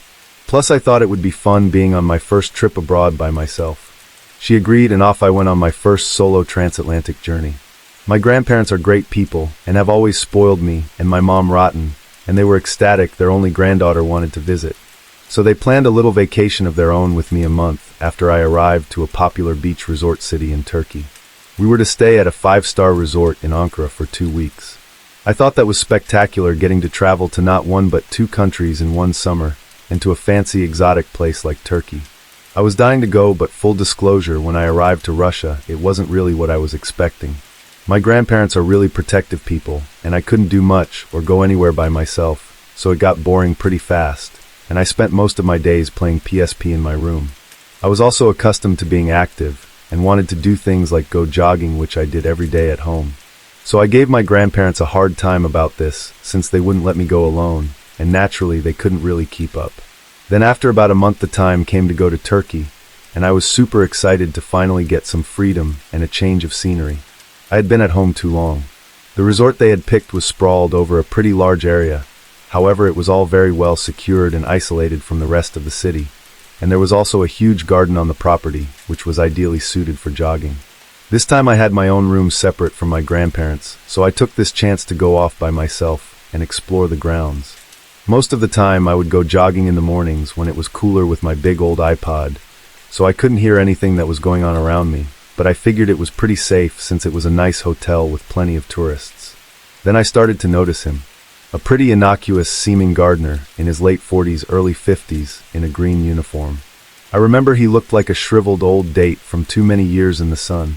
He would always wave or say something in broken English as I passed by while he trimmed the shrubs or mowed the lawn. I would politely wave back, smile or nod, but I didn't really pay much attention. Fast forward about 10 days, and I was really enjoying myself. It was fun to swim in the pool and the sea. The food was great, and my grandparents had let up a lot, so I could do more by myself. However, they didn't know about my morning runs in the gardens, and I wasn't going to tell them because I wasn't sure they would approve. So one morning at around 7 a.m., while I'm jogging, I see the gardener again, but this time it's clear he's trying to get my attention. He waves at me and yells something, so I stop and pull out my earphones trying to figure out what he wants. Now I know he works for the hotel, so I don't really suspect anything. He waves at me again and motions me to come forward. I'm confused, but I figured he wants to tell me something, so I politely approach. He's standing at a trail that goes deeper into the gardens and foliage. He's smiling and gesturing, and I can see he's holding something in his hand. "Rosa," he says. "Beautiful Rosa." Then I notice he's holding a rose and extending it to me. At this point I'm confused and a little freaked out about what he's thinking, but I stay put. Usually the hotel staff there are chatty, but nice enough. My grandparents would always get pulled into conversations with him about things. I figured it's something like this now, and I don't want to be rude, but still want to be on my way without offending the old man. He hands the flower to me, and I take it thinking maybe he wants to show me some roses that are in bloom, but he keeps waving and gesturing like he wants me to follow him, and stupidly I walk closer. He has another flower in his hand, and he backs away more. Then suddenly he stops and starts to lower it a little. That's when I notice he's holding his other hand behind his back too, and he's holding something. I look ahead up the trail and see a little cabin type thing where I assume they keep their gardening supplies. Something clicks in my head then, and I instantly back away. He sees me do that and tries to smile, saying "Rosa" again, and moves the hand he's holding behind his back while lurching toward me. That's when I see he's holding some kind of rag. Without hesitation, I drop the rose he handed me, turn around and run for it at full speed. I don't stop to look back and run like mad back to the hotel. It's not until the doors close behind me and I'm among other people that I look back and see if he's followed me. I don't see him anymore, and my heart is beating like crazy. I go back to my hotel and wait for my grandparents to wake up. I never told them any of what happened that day and spent the rest of my vacation glued to their side. I thought that if I'd said anything they would get even more paranoid about my safety and blame me for wandering off on my own. Also, I didn't want to ruin the remaining days for them. I saw the gardener once more on the beach. I remember him talking to a security guard. I remember growing very uncomfortable and sinking into my sun chair when I saw him. Then he looked at me and smiled. I scowled at him as he mouthed the word Rosa tauntingly and smiled again.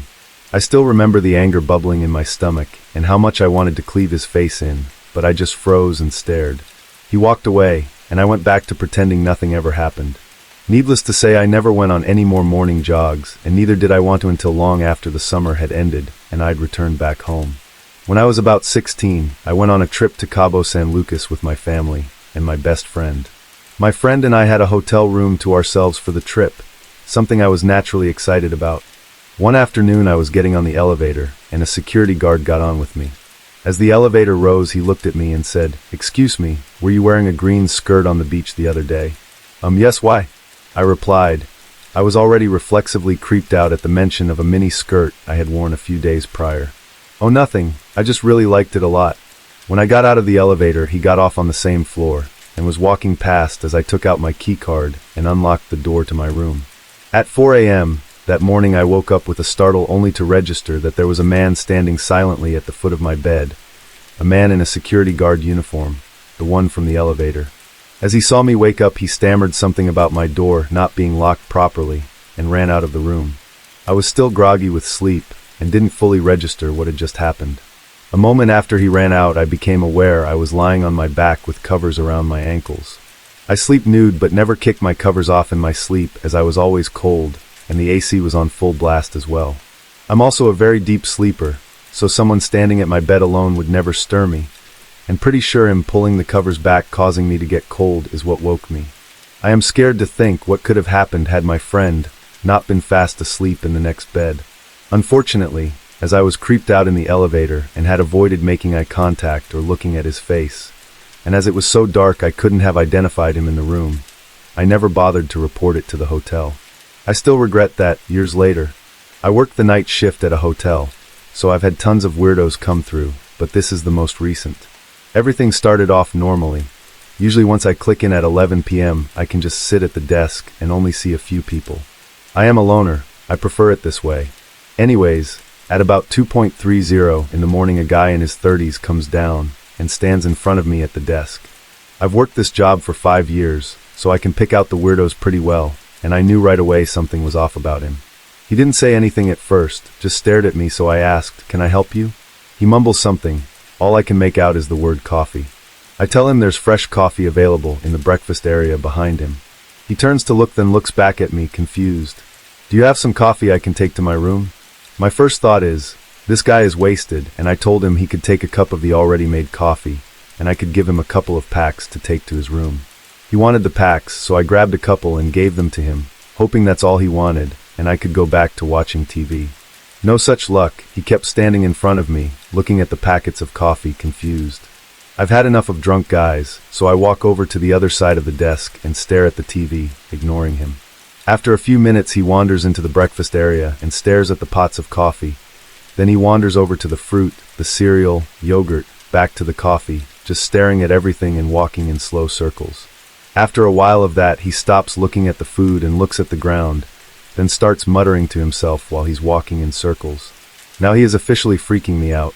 He's at least 6 inches taller than me, 50 pounds heavier, and I'm the only one on shift. I start thinking of escape options like locking myself in the laundry room, running to the gas station next door, etc. I've had to do it a few times when things have gotten really bad, so I try to plan ahead when someone is giving me bad vibes. About 15 minutes after he starts walking in circles, he heads down the hall, still muttering. I relax, happy he's gone to bed to pass out, and I'll have the lobby to myself again. Probably 5 minutes later, I glance out the front door, and he's right there, staring at me, smoking a cigarette and still talking to himself. I'm starting to think that he's on drugs or something, and that scares me enough to grab a pair of scissors when he's not looking and hold them down by my side. I start to think about calling the police, but what for? He hasn't done anything. So I decide to wait it out and hope he goes to bed soon, since it was after 3 a.m. at that point. For the next 30 minutes, He walks up and down the halls, through the lobby and outside, then comes back in through the back door and loops around again. The third time he walks by me, still talking, I was terrified and was on the verge of saying screw it, calling 911 anyway just to have someone else there with me. Just then an old woman walks up to the desk and asks me to call her a cab. She has no idea how happy I was to see her. I call for her and start chatting her up, very unusual for me, just to keep her in the lobby. Weirdo comes around the corner for the 4th time, and the old woman tells him to pack his stuff. They're leaving because he woke her up and she couldn't go back to sleep. Apparently this old lady is Weird Guy's mom. I feel much better knowing he was going to leave as soon as the cab got here. As soon as she told him to pack his stuff, he gets angry. He didn't want to leave. He told her to go back to bed, but she was adamant, and after they argued for a bit, awkward for me just standing there watching, he goes upstairs to pack. She explained to me that she could tell he was getting agitated, and it was time to take him home. I talked to her for a while, and she opened up to me, and told me about how her son is schizophrenic, and she is the only one who will take care of him. She told me she just wished someone would take him for just 6 months, like a hospital, to get him on his meds and into a good routine. I felt so awful for her. She seemed so tired and hopeless, and I have mental issues myself, so I could relate to the struggle. All of a sudden, Weird Guy comes running out demanding to stay, and they argue again. Except this time, he sees me watching and focuses on me, storming up to the desk and screaming, she's going to call the cops. I didn't do anything. Are you going to clean my kitchen? Aren't you sucking me yet? And other horrible things while I stood there stunned. I held up scissors to defend myself, and his mom screamed, stop. Do you hear what you are saying to her? And he calmed down just as fast as he snapped. The cat pulled up, and as much as I felt for his mom, I was happy to see them pull away.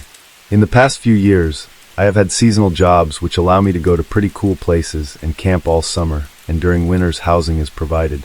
Because of this, I do not rent or own a home. I just go from my tent to free housing.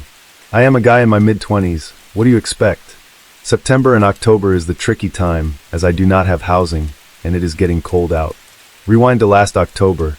I have a few weeks until my job starts, so I am biding my time with a mix of camping and crashing at friends' houses. After going to a friend's wedding, I came down with some sort of insane flu and cold. I rarely get sick, but this was as bad as anything I have experienced. I decided I would just splurge on a motel room for a night or two. My voice is nearly gone. Insane sore throat, cold sweat, body aches, the whole shebang. I found a decently priced, not run-down motel, the kind where your door opens to the outside, not a hallway. I take a long hot bath, get curled up in the bed, and am very satisfied with my choice to get a room. This is where it gets weird. I hear the room next to mine open up, and the door slams. The guy inside is on the phone, and is furious with someone. He is literally screaming into the phone saying he is going to blow someone's truck up. How could you do this to me, etc., etc. From listening in, You could tell he has been fired from a job and was talking to his boss. This whole time I hear things being smashed, walls being punched, more screaming. This is where most people would call the cops, but I am not most people. I had already smoked pot in the room. Come on, I'm sick as a dog, and didn't want to deal with the authorities. Suddenly I heard a huge crash, legitimately thought the guy must have tried to hang himself. At this point it is a bit later at night, maybe 9 or so, and I am sitting in bed having just smoked a bit more to ease the pain surging through my body, and am thankful the guy is not screaming into his phone or breaking things at that moment. As I begin to drift off to sleep, I hear a very soft tap tap tap. I ignore it, assuming the guy next door is trying to repair something he broke in his rage. Tap tap tap. This time louder. Tap tap tap. This time it is loud enough for my dog to bark. I get up, look through the peephole, no one is there. I go back to bed. Tap tap tap. By now I have 2 emotions. The first, I am angry that someone is messing with my sleeping and being sick. The second, I am paranoid because I am on something and my room probably smells like pot. Then I hear very softly, "Bro, let me smoke some." I quickly realize I can either open the door and deal with this or risk having this person get angry and call the cops or something. Obviously dealing with an unstable psychopath is better than the cops, right? As I go to open the door, it is slam open in my face, and the guy in maybe his mid-30s pushes me aside and comes in. Before I can react, I notice he has an open knife in his hand. Oh God. He immediately starts asking unsettling questions. Who else is in the room? I tell him just my dog and I. He calls bullcrap. Who else is in the room? It is very clear just by looking at his eyes that he is a very unstable individual. Whether he is off his meds or on some meth or something, I have no idea. He proceeds to make me show him the bathroom, proving no one else is here while warning me of the consequences if I were to lie to him. This whole time I am debating my options. Keep in mind I am as sick as a dog, high, and have taken some NyQuil. Basically I am thoroughly out of it. Once he has verified the place is empty, he goes on a new tangent, all the while holding his dear knife and threatening my dog. Do you have any idea who I am? Do you have any idea who I am? He keeps asking. He goes on to say that he is undercover FBI, clearly not the case, and that I am in deep if I don't cooperate. This whole thing had been going on for maybe 15 minutes. I had begun to see this probably wasn't going to end very well if I didn't change my strategy of letting him talk. I tell him it seems weird for an FBI agent to barge into a room wanting pot and holding a hunting knife. He responds to that by stabbing his knife into the table and telling me I don't know anything about federal investigations. It is becoming more and more clear that this guy is a moron, albeit a potentially violent one. In a last-ditch effort, I say something to the effect of, "I don't know why you are doing this. If you want to smoke some pot, okay, but otherwise I am sick as hell and want to go to bed." He then proceeded to make me load the bowl and take the first hit to confirm the pot wasn't poisoned. Next he took a hit. It was very clear he had never smoked out of a bowl, as I had to show him the carb and where to light, etc. He takes his hit, coughs his lungs out, and smiles, tries to give me a hug, folds up his knife, and asks if I wanted to go to the bar. I remind him I am sick, evident by the fact that I can only whisper, and he shakes his head, almost embarrassed, and leaves. His room was silent for the rest of the night, so it must have helped him calm down. The rest of the night I laid there wondering if that had really just happened, or if I was hallucinating. In the morning, the mark the knife had left on the table verified that yes, I had just smoked with an insane knife-wielding person. I know a lot of you will say I am an idiot for smoking my room in the first place, to which I can only say it was a calculated risk. I know the smell would be gone by morning so housekeepers wouldn't notice, and being in a state with plenty of medical marijuana, people are fairly friendly towards it. I opted to smoke a bit to ease my pains and discomfort, and it certainly worked, short of attracting a possible knife to the face. A few months ago, I got sent overseas on a work trip to India for about a month. A group of colleagues and I stayed at a really nice 5-star hotel. After a long day of work, I decided to head to the hotel gym. I was on the treadmill for most of the time, and I noticed this guy, middle-aged, Caucasian, kind of greasy looking at me via the mirrors at the gym. It wasn't a big deal at the start, so I ignored it and carried on running. When I finished running and was stretching, this guy came up to me and asked me about my exercise regimen. I sort of gave him half answers. After that brief encounter, I went for a swim in the hotel pool. It is outdoors and really nice. I swim quite regularly, so I am accustomed to wearing Speedos, admittedly sometimes a bit too small and tight. I went into the pool and swam for around half an hour and decided to hop out of the pool. As I walked to my towel, I noticed the same guy sitting at an adjacent chair. He was staring quite intently at me and my package. He grinned and waved at me.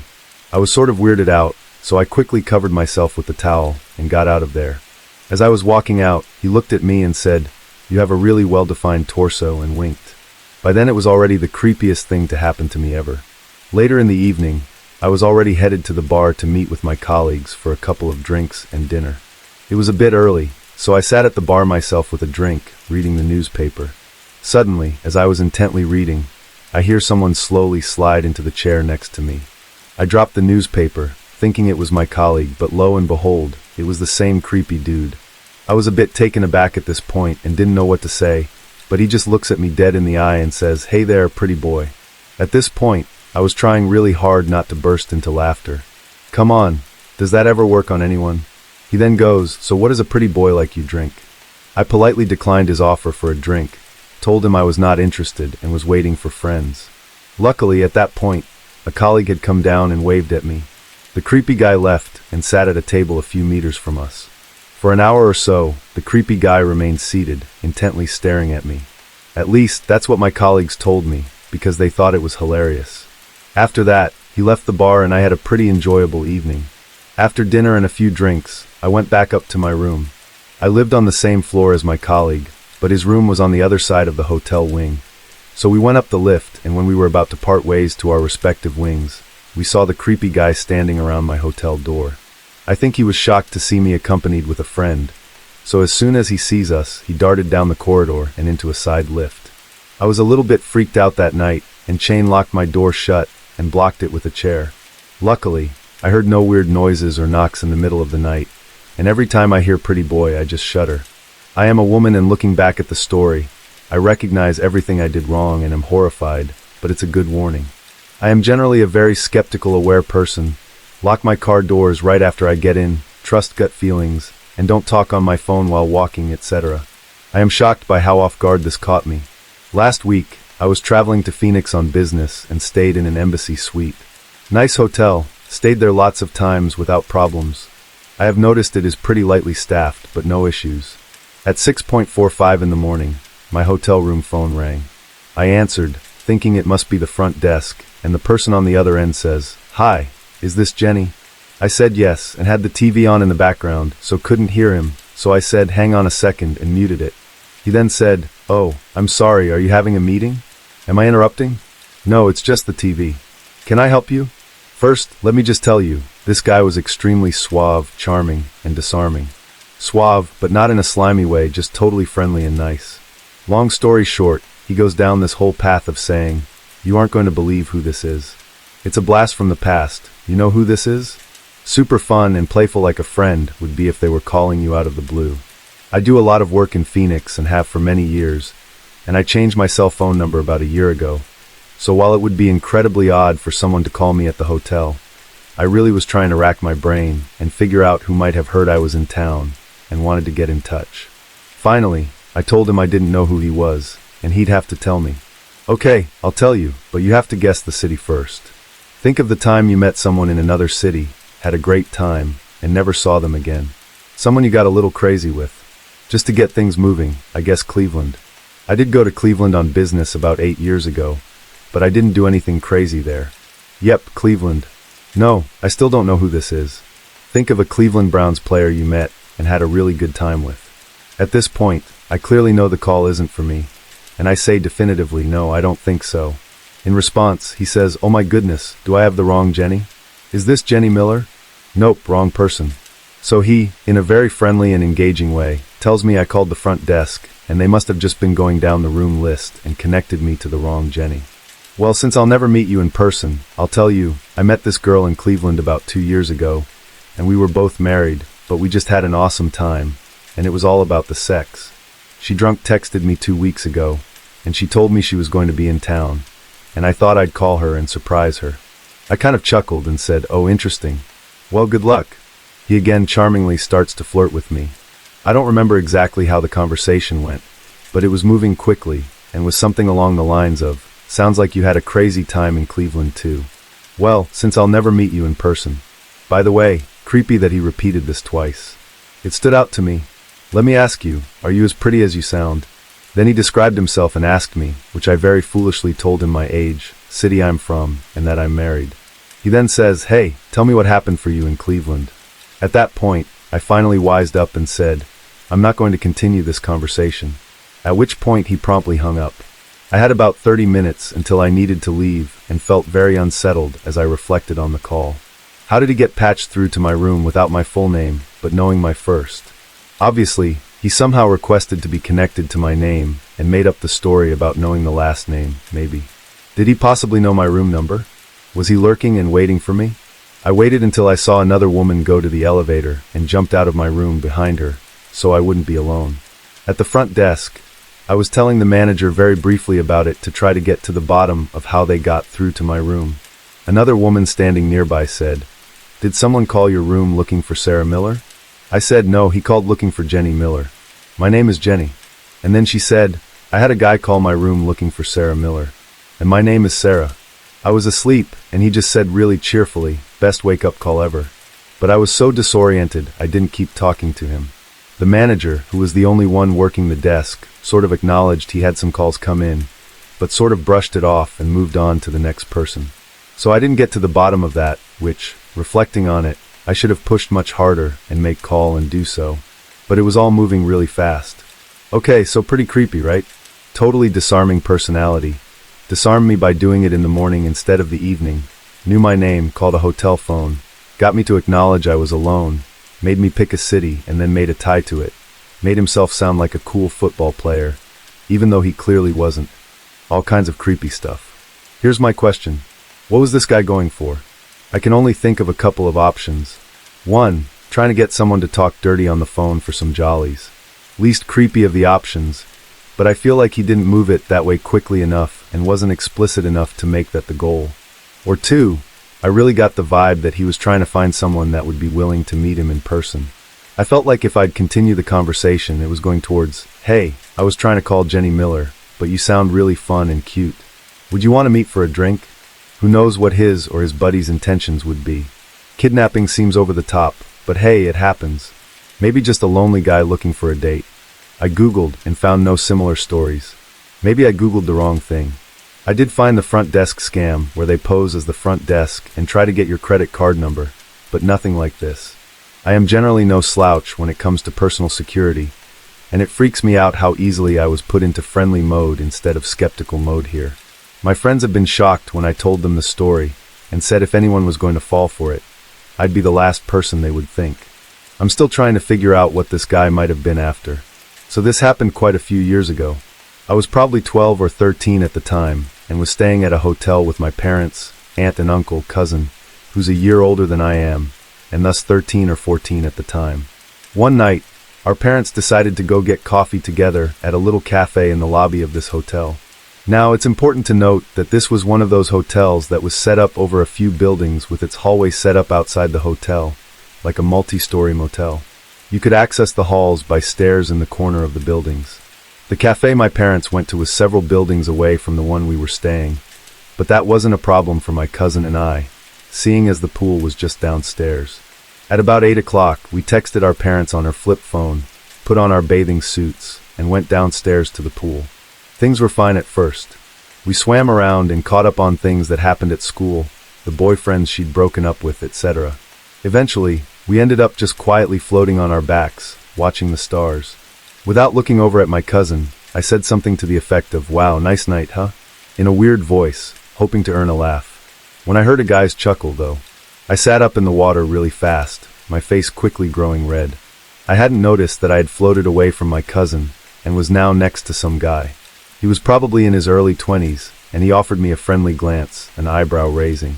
Yeah, I guess it is. At 13, I was cripplingly shy, so I just gave a nervous laugh and hightailed it back over to my cousin, who promptly burst into laughter and started making fun of me, jokingly demanding if he was cute, and if he really had laughed at the dumb voice I had made. I was too embarrassed to find the situation funny, and stayed really close to her, not daring to glance back down to the other end of the pool, where he was now sitting on the edge. My cousin Lizzie just moved on, chatting about random things as we waited in the pool. She got progressively quieter, though, eventually playfully splashing me to get my attention. "Your new boyfriend is still watching us," she noted, and even though she was still grinning, her voice didn't sound quite so teasing anymore. I glanced over to where, sure enough, he was still sitting on the edge of the pool watching us. She splashed me again. "Dude, don't pay him any attention. You may not know much about guys, but I do, and the trick is just to ignore him." She wasn't exactly wrong. I was homeschooled and didn't ever talk to any guys older than I was, and in my eyes she was an expert on worldly wisdom. I watched her face, mimicking her and playfully splashing back. "Maybe we should go get Mom, or your mom or something," I said as she shook her head. "No, let's go back to the hotel room. I don't want my mom to freak out." That seemed like a good idea to both of us. Her mom was kind of terrifying when she was mad. "We can text her when we get up there." I nodded, moving and pushing myself out of the pool, grabbing our towels and shoes. She made some joke about what was going on, but I didn't hear it. The guy was standing up too, though he seemed to be pretty casual about getting his own things. When I looked back at her, her expression confirmed she had seen it, but she just kept putting on her shoes. I followed suit, walking close behind her when she turned to head up towards the stairs. We began walking up them, both of us a little nervous, but trusting it was just coincidence until we heard footsteps behind us on the stairs. A brief glance down showed the same guy just a flight behind us, meeting my gaze with a little grin. He didn't seem high or drunk, at least from my sheltered perspective. "Lizzie?" I said, quietly trying to alert her that he was so close. She was moving up the stairs much faster now. "I know. Let's go to the wrong floor. We can loop back around, and then just go to our rooms. We'll call Mom once we get there," she promised, seeming more strained. Her pretty face screwed up a bit more with anxiety. As an avid reader of mystery, it seemed like the best possible choice, so we got off 2 floors early and sped walked down the outdoor hall and around the corner. As soon as we were out of sight, Lizzie grabbed my hand, taking off at a run and nearly jerking me off my feet. Before that moment, I hadn't been legitimately scared, but fear is infectious. I squeezed her hand, keeping up pace as footsteps that weren't ours began echoing on the same floor we had chosen to loop around on. We whipped around to the next corner, and the next, until we breathlessly found the stairs again and took them 2 at a time. It prompted a high-pitched squeal from Lizzie who, at this point, was more dragging me along than anything else. I was scared out of my wits and practically paralyzed, tripping up the stairs and down the hall on our floor. She jammed the key into our room's door and pushed me inside, slamming the door and drawing the blinds as soon as we were inside, bursting into tears as soon as the doors were locked. I felt numb. She was crying more from adrenaline than anything, but after she had calmed down, she wasted no time picking up the phone and trying to call her mom, who didn't pick up, then my mom who, similarly, didn't have her phone on. At the age of 12, it felt like we must have waited hours sitting in our bed, hugging each other and shivering from still wearing wet bathing suits. We did end up calming down though, offering each other quiet rationalizations of what had happened. Maybe we had just picked that guy's floor. Maybe he hadn't been trying to follow us. When you're scared, it's honestly surprising how easily to eventually just believe things were all coincidence. Much calmer, we decided to do a really dumb thing. Go out to the car to get Lizzie's activity bag full of snacks and her Game Boy. It seemed like alright idea at the time, since we both believed it had just been a coincidence, and since we were both starving. We wrapped up in our towels, she grabbed her mom's keys and her cell phone, and we made a plan at the hotel room door. We lock ourselves in the car if this guy comes back, and call whatever numbers we can think of. If he appears while we are walking back, we'd go to the lobby and find her parents. It seemed pretty foolproof at the time. Now just kind of horror story dumb. Nothing happened until we got to the parking lot in front of our building, when we hear a voice shout at us from one of the halls. "Hey girls, where do you think you're going, cuties?" I looked back behind us, to where a creepy guy was leaning on the rails on our floor. Lizzie gave some sort of unearthly screech and grabbed my hand again, dragging me along before I could get a look. She yanked open the car door and dove inside as I tumbled after her, locking the car as soon as we were both inside. As soon as she had caught her breath, she untangled herself from me and pulled herself into the back of the minivan, back into the furthest row and motioning for me to follow. I did so, hunkering down with her between the seats. I never felt like my own breathing was loud before, but as we lay there dead silenced, it seemed ungodly loud. Then tapping. I squeezed my eyes shut, not even wanting to know what he was doing outside the car, but the sound of tapping was unmistakable, like he was just drumming his fingers on the window. Lizzie pulled me tight, not moving, like he wouldn't be able to see us if we had just held still enough. I don't know how long we stayed there, frozen in terror. I wasn't sure what was worse, the darkness of keeping my eyes closed, or what it would be like to look up and see him standing there. And just like that, he stopped. Neither of us moved for another 10 to 15 minutes. I started crying, scared to death, Lizzie just holding deathly still until she began pushing me to sit up, hands rough. I realized what she was doing a moment later when I heard her dialing on the phone and the sound of each of our parents' voicemail. She didn't call 911. Maybe now that we're older, we would have, but at 13, 911 was a number reserved for house fires and murders, not guys in their 20s following little girls to the car. Dumb, right? We eventually ran out of the car and back to the hotel, slamming and locking the door and falling into a sobbing heap inside. When our parents did get back, they bemoaned not having had their cell phones on and soothed us, eventually convincing us that, though the guy was creepy, we hadn't been in any danger. I think they thought that was the truth, and honestly, it was what we all wanted to believe. Lizzie and I saw him a few times after that, mostly at night when he sat by the pool and offered us a little grin every time we passed, but we were always with our parents until we left the hotel. When he saw us packing our bags and leaving with our parents, he offered us this forlorn little wave that no one but me saw, mouthing something to me, "See you later, cutie." I didn't tell my parents, it didn't seem worth it. It's not until now that I realized how creepy this guy really was, and, while he could be just some harmless guy who thought it was hilarious to follow preteen girls around a hotel, I'm glad I never saw him again.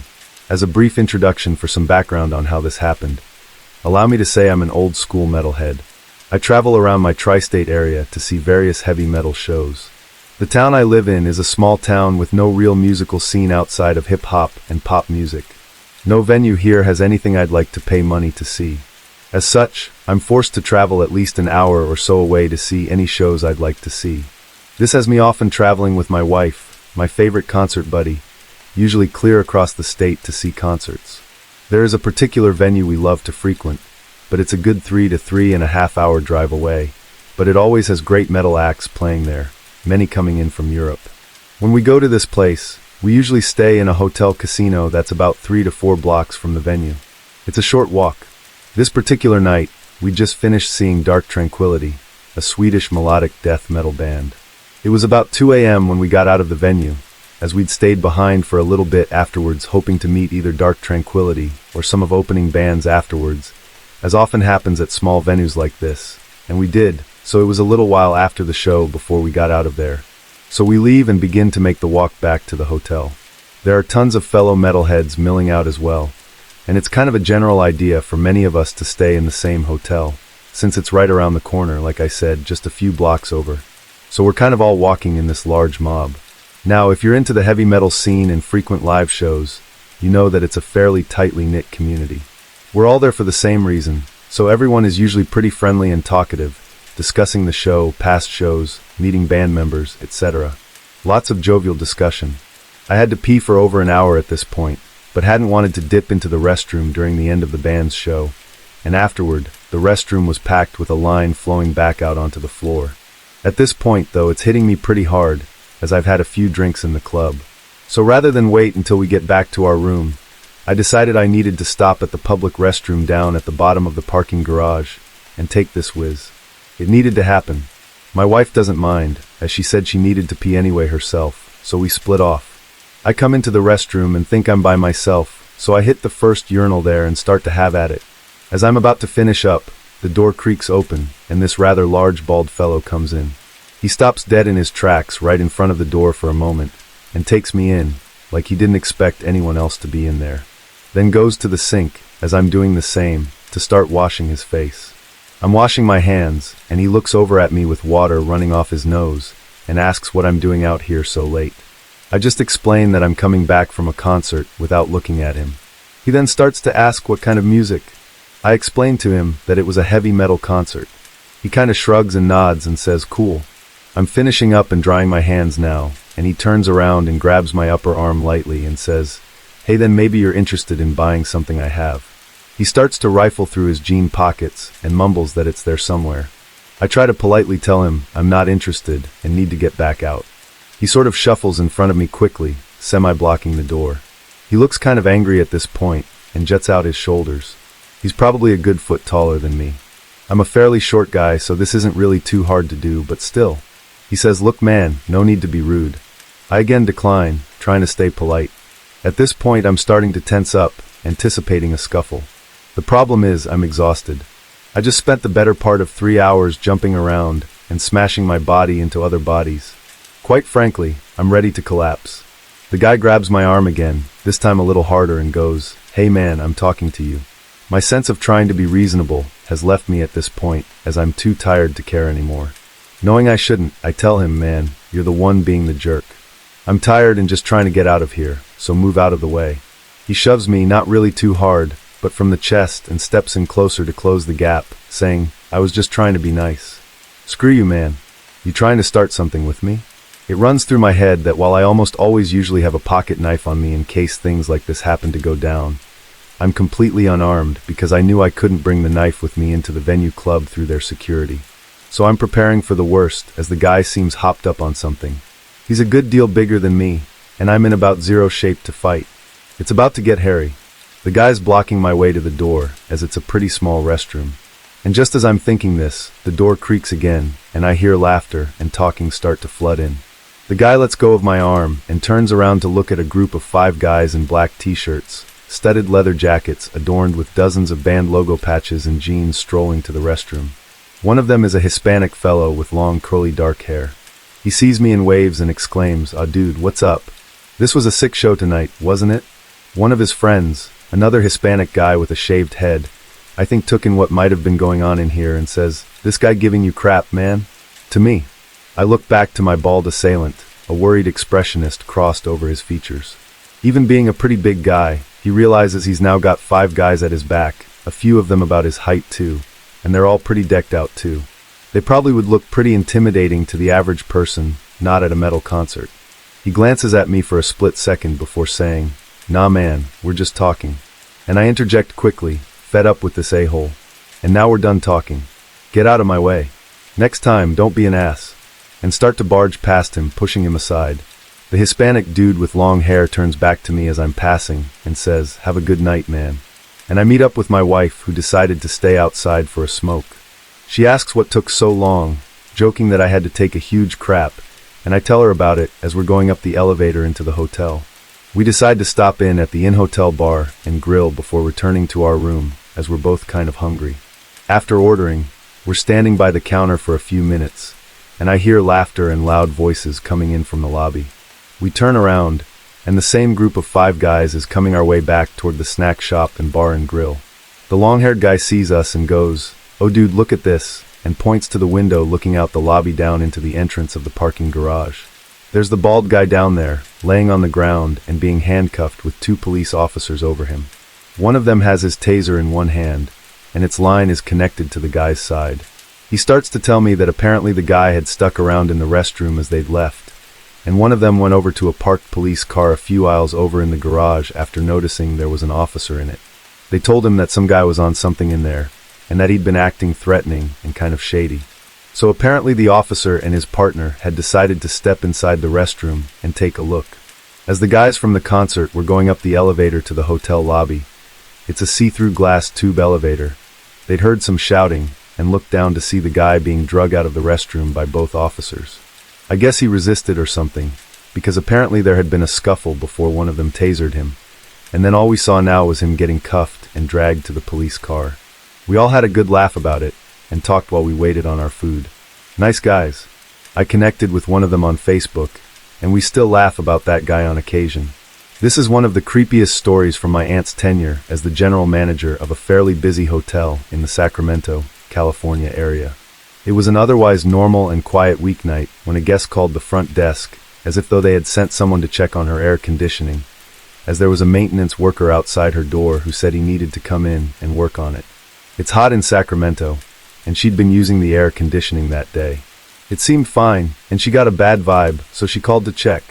The hotel hadn't sent anyone. The front desk attendant told her to lock her door as thoroughly as possible, called security, and they rushed to her room. The guy was gone. The guest told them that she had a fairly quiet night. She'd gone out to dinner, come back to the hotel, relaxed in the hot tub for a while, and then headed back to her room, and 20 minutes or later the guy knocked on her door. The hotel staff went to review the security footage and eventually found the tape of her sitting in the hot tub alone. They watched her get out, then watched as, about 10 seconds later, a guy climbed out from behind some nearby bushes and went off in the same direction she had. They weren't able to identify or find the guy and never had another report of a fake handyman. This happened about 2 years ago when I was 17. I was on a holiday with my mom in South Africa, and we were staying for a few nights in Cape Town before we came home to Australia. My mom had always shared stories about loads of unnerving experiences she had as a child growing up in South Africa, so I was always a bit on edge. It was the morning before we left, and I went down to the breakfast buffet later than usual. I got there just as Mom was about to head back upstairs to pack up. It was a pretty nice hotel with a lot of staff around, so she wasn't worried about leaving me by myself to eat. As I was eating, I noticed an Indian woman, roughly 40 years old, sitting nearby looking at me. Even though it wasn't too odd, I kept it in the back of my mind. I finished eating my food and got up to go to the elevator. Strangely, the woman did the same. We got in and I pressed the number for my floor, although she didn't press a number, which at the time I didn't think much of. As the doors closed on us, she began talking to me, asking things like, "Where are you from and what is your age?" I don't think English was her first language. I told her that I was 17 and from Australia, and she told me that her brother lives here. Thankfully, the elevator had reached my level by that point, and the doors opened. I'm normally pretty shy and didn't really want to talk to her anymore. Her friendly questions were giving me bad vibes and making me unnervy, but she kept on talking with me, and then suddenly goes, "You should come and see my room." She stops right away and gestures towards a room to my left which has an open door. I'm more than creeped out at this point, but I glance inside instinctively. There's a man facing us, sitting on the edge of the bed. He's looking at her, and I expectantly. My stomach drops, and I immediately start running towards my room. They didn't chase after me, and I reached my room safely. I briefly mentioned it to my mom when she asked me why I was puffing, but I didn't go into too much depth about it. I hadn't added up all of the details at that point, noticing her at breakfast, her not pressing a button on the elevator, etc. I'm not sure exactly what would have happened if I hadn't been as suspicious of her to begin with, or if I'd gone into that room. But I am certain that it would have been something very, very bad. The night of my sister's wedding, the hotel realized they were overbooked, and my boyfriend and I suddenly found ourselves needing to find another hotel room at almost 11 p.m. on a Saturday night. We drove around for what seems like forever in the town we were in, and finally found a vacancy at a Super 8. It wasn't in the best neighborhood, but the rooms were clean enough. My boyfriend had way too much to drink at the wedding and passed out cold as soon as we got to the room. Back then I used to smoke a little and had brought some and proceeded to do so as I watched television. At about 12:30 a.m., all of a sudden there was a huge bang on our hotel room door. I literally almost fell out of the bed. It scared me so bad. Someone was on the other side of the door, banging on the door. Like door shaking, heart-stopping banging on the door. I should mention that these hotels had the entryways set up on the outside of the hotel, so whoever it was did not have to come into the hotel. They could have just walked up from the street. I tried to wake up my drunk boyfriend, but couldn't get him to wake up no matter what I did. I still to this day do not understand how this ruckus didn't wake him up. The super loud banging on the door continued relentlessly. All of a sudden, the man on the other side of the door started screaming and yelling through the door in another language, possibly Creole, something with an island accent, and wailing at the top of his lungs. Oh my God, the wailing. It was legitimately the most scary and haunting sound I had ever heard. I can't even begin to describe the sound of his wailing, other than it was one of the most gut-wrenching sounds I have ever heard. I was too terrified to walk up to the window and look out, and too scared to call the police because of me smoking and how the room smelled. I tried to call the front desk, but the phone just rang and rang. This continued for at least 20 to 30 minutes, the whole time with the loud banging, wailing, and foreign words being yelled in an angry voice. I thought he was going to kick in the door or break the window because he was going freaking crazy out there.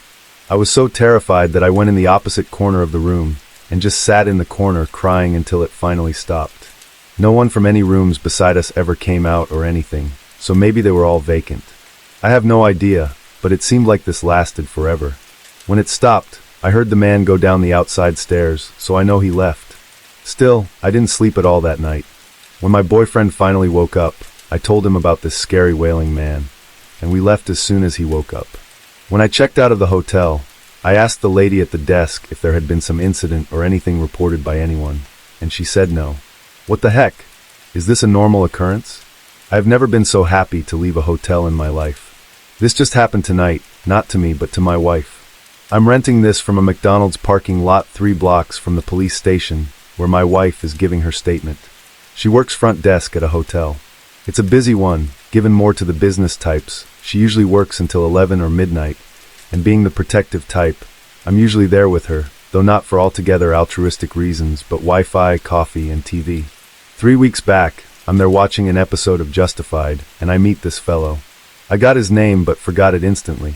He's staying there long term, not gonna say why, business of sorts. I don't really like him. 1, he interrupted my show.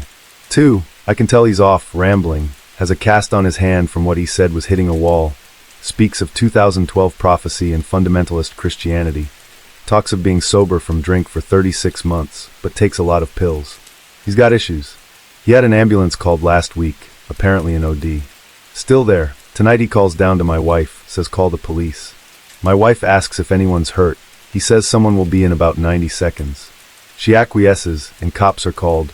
So I'm not there tonight, but what I know she told me while waiting to be interviewed. He comes down and goes to the dining room, and he's got a gun. The assistant manager goes out there, and then my wife does a couple minutes later. The assistant manager is face down on the carpet, the man over him still holding the gun. He sees my wife, then points the gun at her. Monday, the manager of the hotel says he doesn't want me there all the time, nothing personal, he just thinks it might be weird to the guests. That's why I wasn't there, I was out with some friends. The man continues to point the gun at my wife. He hears something, gets distracted, and my wife backs up and gets behind the wall. The police come in, a lot of them. She hears the man yelling, then she hears a shot. She didn't know who pulled the trigger first. This happened when I was about 11 while on vacation with my family. We had stopped in Flint for the night at a hotel, and being 11, I was excited to use the pool at the hotel. My dad didn't want to go, but my mom reluctantly decided to take me. We were the only ones there for a while, but then 2 boys, not much older than me, jumped into the pool to swim too. I was a shy kid, so I was keeping to myself, mostly just swimming from one side of the pool to the other. My mom apparently decides that I'm fine without her and goes into the sauna. I was fine for a while. The 2 brothers kept looking over at me, which made me feel weird, but I was too shy, so I think anyone looking at me would make me feel weird. I felt awkward, but not too worried or scared, so I just kept swimming. Then the boys started catcalling to me from across the pool. I just kept swimming and ignoring them. Then one of them said, "Come here," and I said no. I worked as a security guard at a large hotel in Las Vegas during my late 20s. It paid way better than pretty much any other job nearby that I was actually qualified for, but the most annoying part about it was the scheduling and the staff. At the time, the building was having trouble with a lack of staff to cover shifts, so my schedule would be mornings, evenings, or overnights, all randomly throughout the week. It made it really hard to even sleep sometimes, but again, I liked the money. Anyways, I was working a late evening shift this night, and was at the front desk talking to 2 of my coworkers. It was around 11, and my shift ended at 12, so we were just passing the time. In the middle of our conversation, the phone rang on the desk that I was leaning on. Checking the number, it was from one of the rooms in the hotel, so I picked it up and asked how I could help them. A man spoke, saying that there was something going on in one of the rooms down the hall, and that he was really worried about it. I asked him what he meant, and he frantically responded, telling me to come up quick because he was getting really nervous. I checked the room number on the phone, then told him I was sent security up as soon as possible. Of course, though, I was just referring to myself. When I put the phone down, I quickly explained the strange nature of the call to my coworkers, then headed to the elevators and went to the mid-level floor where the caller's room was located. Walking down the hallway, there was a strange sense of absolute silence. I expected to hear whatever the caller was talking about, but there were no loud noises coming from anywhere on the floor. I also kind of expected the caller to have been standing by their door, waiting for me or something, but the door was closed. I knocked on the door, loudly announcing that it was hotel security. I didn't hear any movement or sounds coming from the room at all, and after a minute of no answer, I walked down to the end of the hallway, listening intently for anything unusual, then continued back to the door, knocking again. A few moments later, though, the room behind me opened their door, and an older woman asked if I was security. I said yes, and asked if they knew anything about a strange noise or the caller from the room, to which they replied that they had heard loud noises traveling through the hallway a few minutes ago, but were unsure what it was. From their voice and facial expressions, they seemed really terrified. At this point, I was already starting to get really nervous, but things only got stranger. I grabbed my walkie and radioed down to the front desk, asking them to call the room again and let me know if they answered. After a little bit, they replied that nobody answered. I stood there for a moment, trying to think of what to do, before radioing back down to them. I told them to check who was staying in the room. After waiting for what felt like forever, they finally got back to me, saying that nobody had the room booked for tonight. Even more confused, I took out my security key card and opened the door, since nobody was supposed to be there. The room looked clean and unused, as far as I could tell. I searched every corner and found basically nothing. But then I walked over to the phone. I turned it over and got the serial number on it. Then I went back down to the lobby where my desk was, and I checked the security records for timestamps of calls that had been made from that room. Sure enough, there was a record of an active call having been made from this room to the front desk, the one that I had answered about 15 minutes ago. Obviously, the hotel didn't record the calls or anything, so all I was able to confirm was that someone was in that vacant room without permission.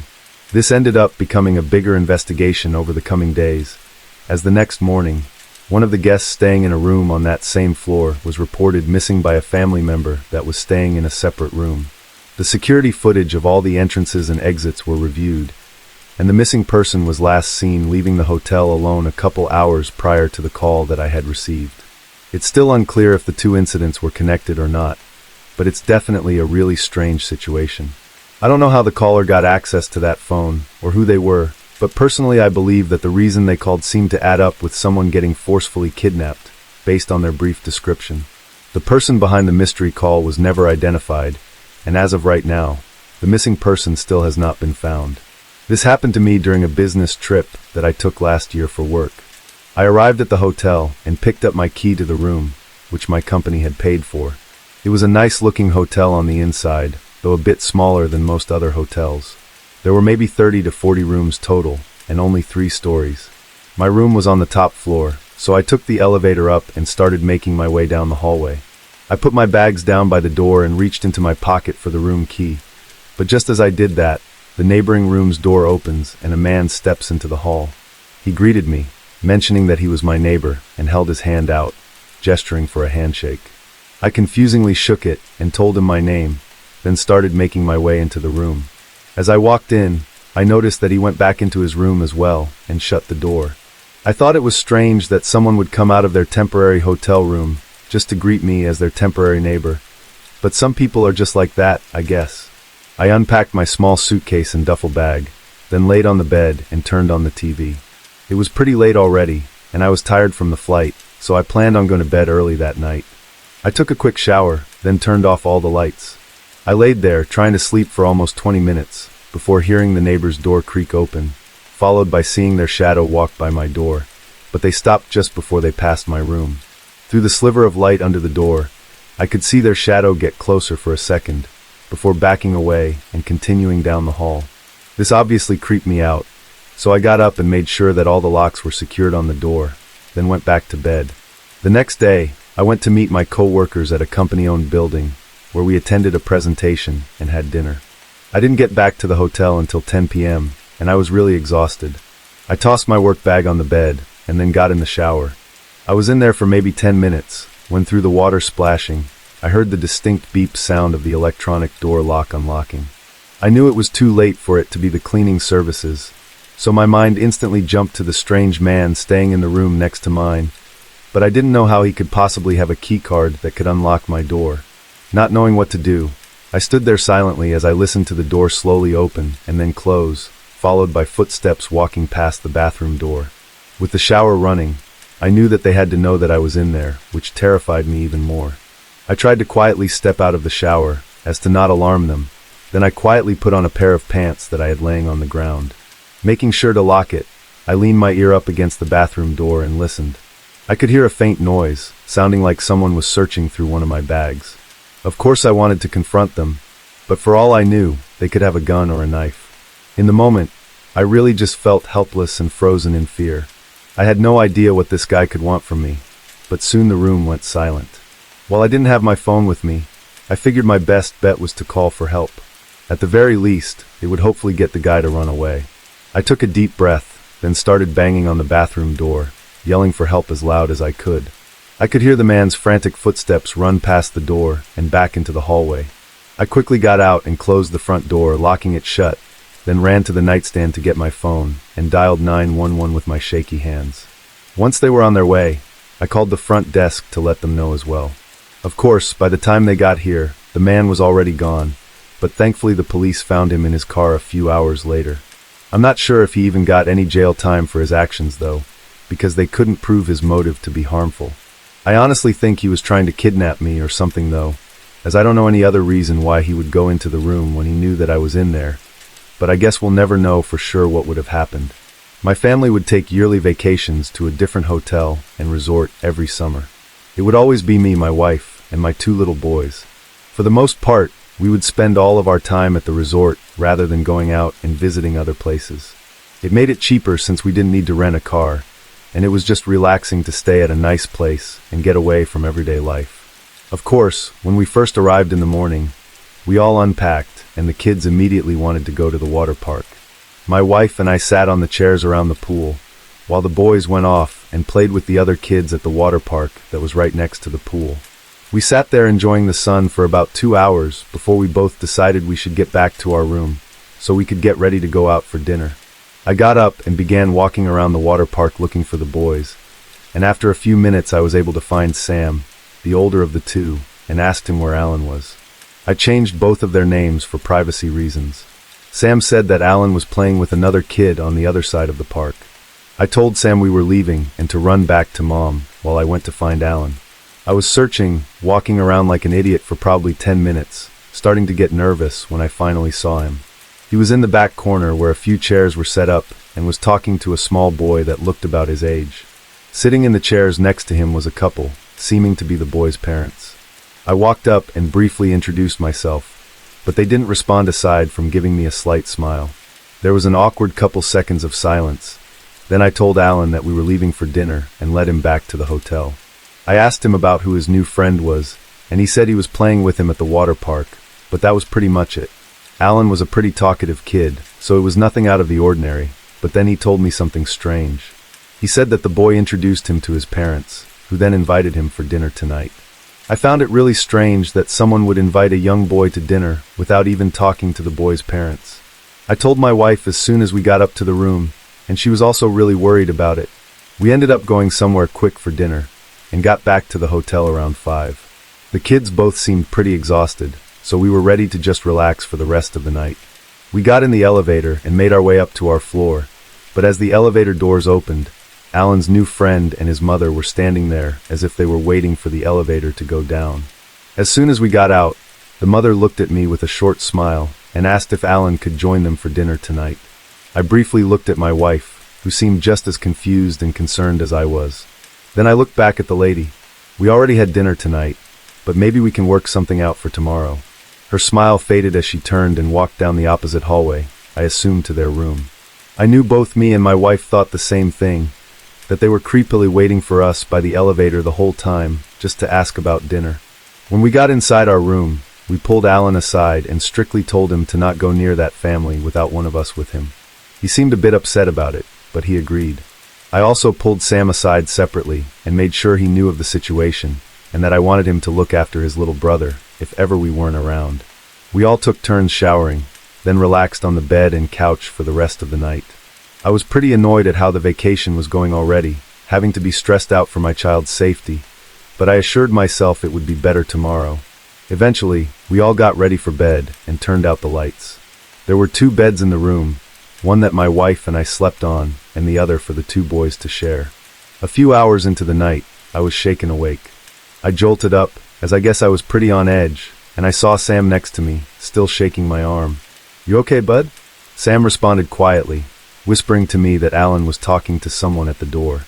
I immediately jumped out of bed and turned the corner, leading to the front door. From the short glimpse I got before yelling at him, I could tell he was in the process of figuring out how to unlock the door, and I could hear a faint voice on the other side. I sprinted towards him, screaming for him to back away from the door. Alan jumped back, frightened by the volume of my voice. I slammed against the door, hearing footsteps sprinting down the hall as I finished unlocking the door and swung it open. I know I should have just stayed in the room and called for help, but I was in such a rage that all I wanted was to confront the creep. Entering the hallway, I saw a quick figure of a man turn the corner down the hall towards the elevators. I tried to catch up, but once I turned the corner, there was no sight of him. He wouldn't have had time to take the elevator, so I knew he was staying in a room on that floor. After looking around for a few minutes, I ran back to our room and met my wife, who was already awake due to the chaos of the situation. I told her to lock the door, as I was going to go to the front desk to inform them of the incident. By the time I got down to the lobby, my adrenaline was starting to fade out, and I was trying to calm myself down so I could explain what happened. There was a young woman at the counter that I talked to, and I could tell she had never dealt with a situation like this. She called a security guard over to talk to me, as well as her manager. After a few minutes of discussion, though, it was pretty clear that they couldn't do much about it. They had no security cameras in the hallways, only on the entrances and exits. I didn't have any proof, nor a description of the man at the door, or his relation to the parents who asked about dinner. Obviously, I assumed it was the father of the other boy, but even though I felt like I knew for sure the intention of the creepy parents, I couldn't really prove it. In short, the best they could do was give a refund for the remaining days, so we had to move to a different resort 30 minutes away. It's a really terrible feeling as a parent to know that there was someone likely trying to kidnap your child, and yet there is nothing anyone can do about it. I hate knowing that those creepy parents are probably out somewhere, right now trying to get unknowing children into some weird trap of theirs.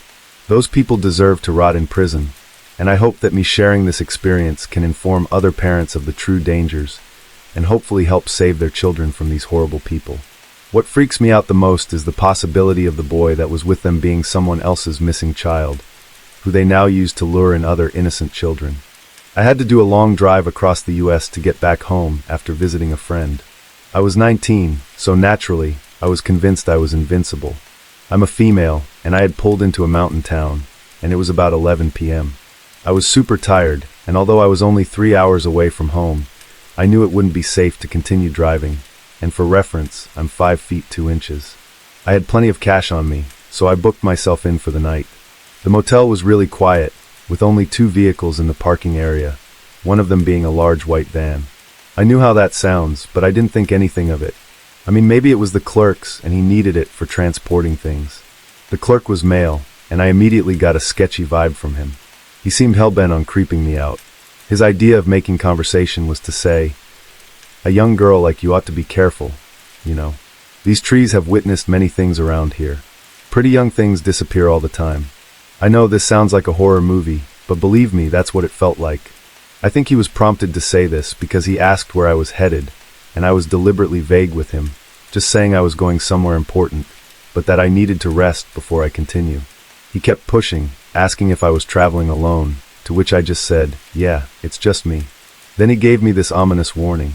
He was tall and skinny, he had ginger hair and really dark brown eyes, and he reeked of cigarette smoke.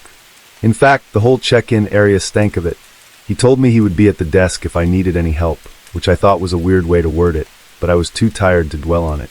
I went to my room and made sure that my door was locked and the windows were covered. My room didn't smell bad and nothing seemed weird, that is, until I realized that none of the lights worked. I used my phone as a flashlight and went to the bed, and there were cigarette butts all over it. The pillows were also wrecked. I could see stab marks on them, and they looked filthy, just general grime as if they hadn't been washed in weeks. I realized there were cigarette butts inside the pillows where the stab holes were. I felt incredibly uneasy, but I told myself to not be ridiculous. I mean, there had to be a perfectly reasonable explanation, right? Maybe someone had scratched at them with long fingernails. I tried to reason with myself, but I couldn't ignore that uneasy feeling that I had in my stomach. I pulled the covers back and the sheet was clean, so I decided to sleep without anything over me. I lay there for probably half an hour, but I couldn't doze off. I felt too on edge and creeped out. Every noise from outside was creeping me out, too. I kept telling myself to chill out.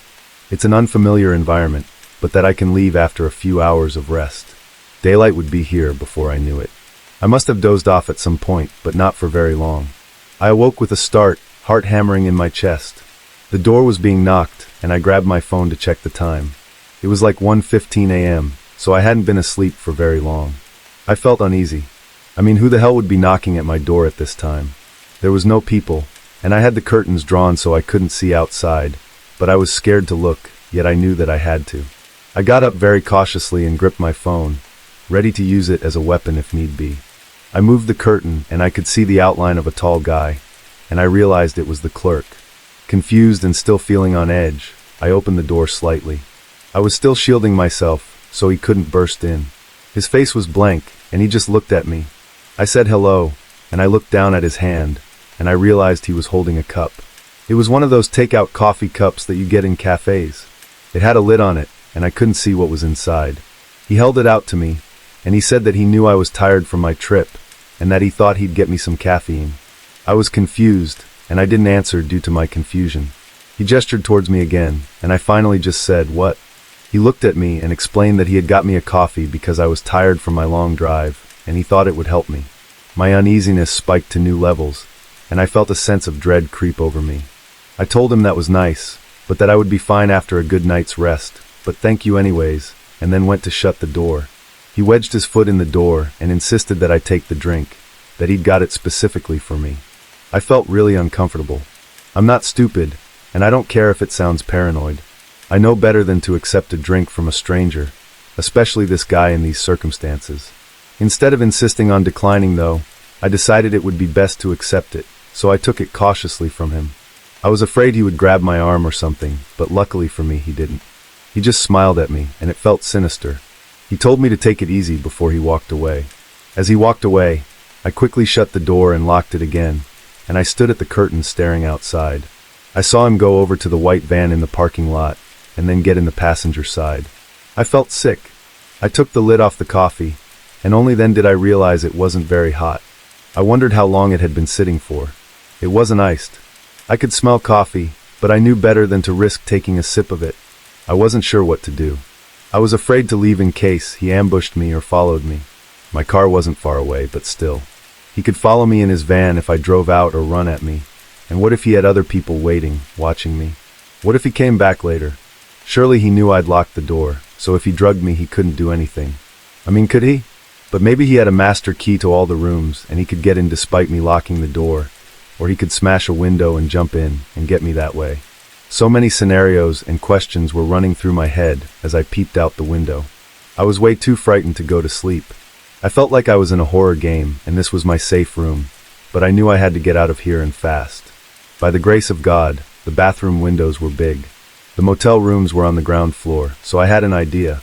I left the coffee on the floor of the main room, and I went into the bathroom. I'd looked in there before sleeping, but hadn't paid close attention to the windows. I reckoned I could just about squeeze out of it.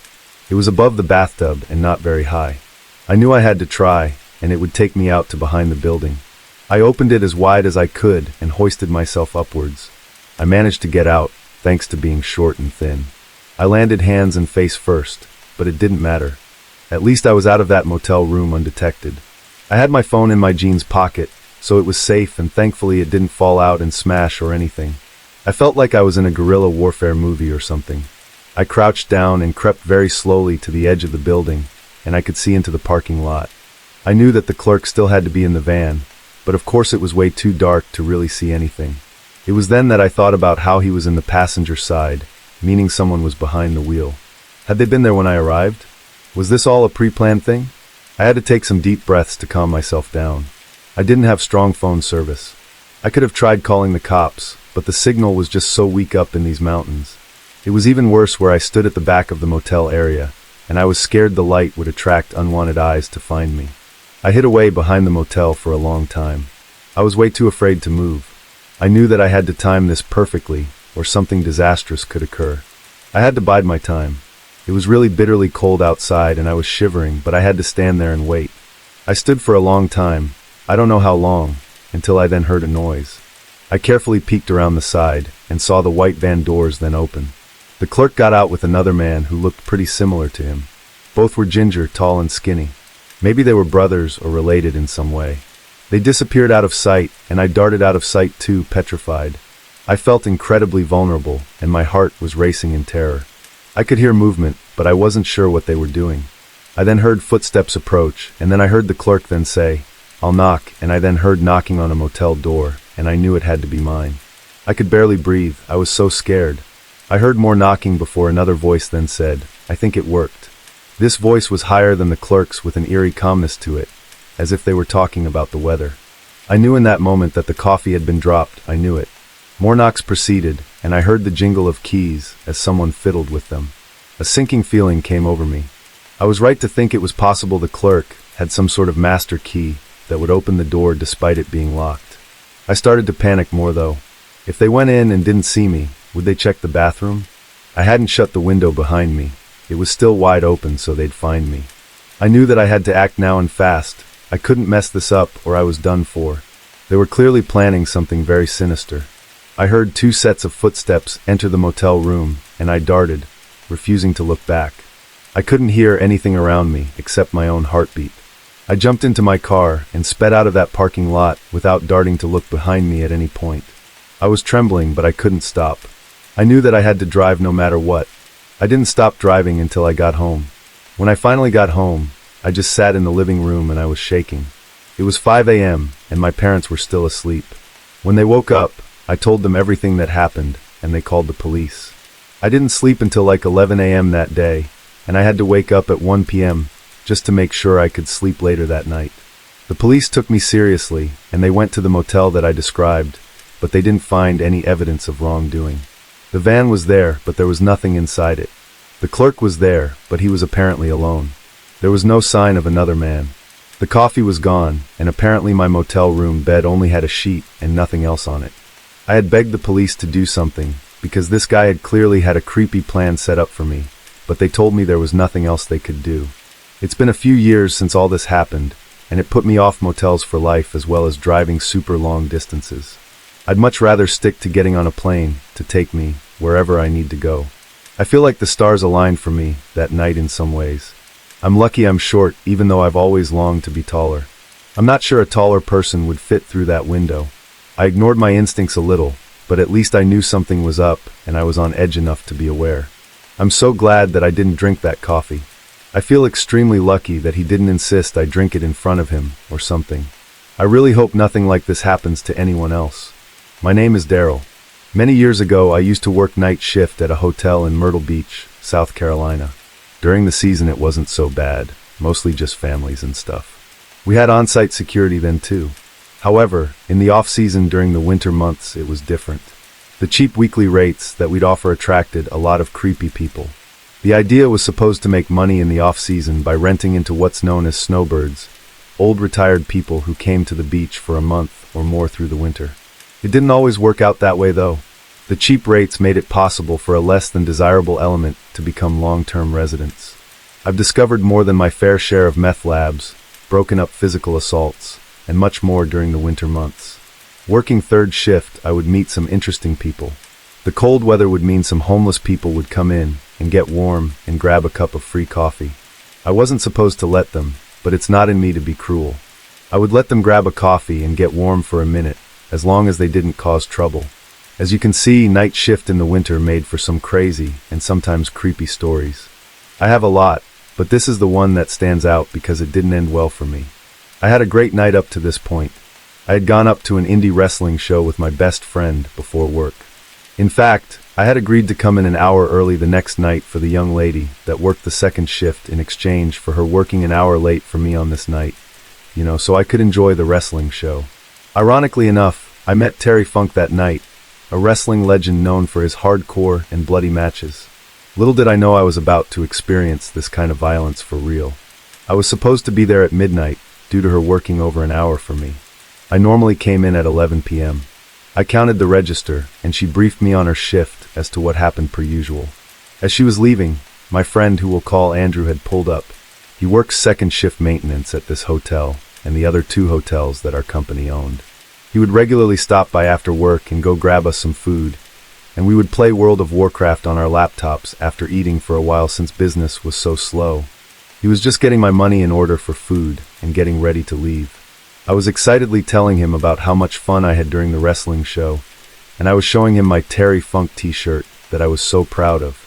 I was just walking into the back office to put the shirt up when I heard the doorbell indicating a customer had entered. It's true what they say, not for whom the bell tolls, it tolls for thee.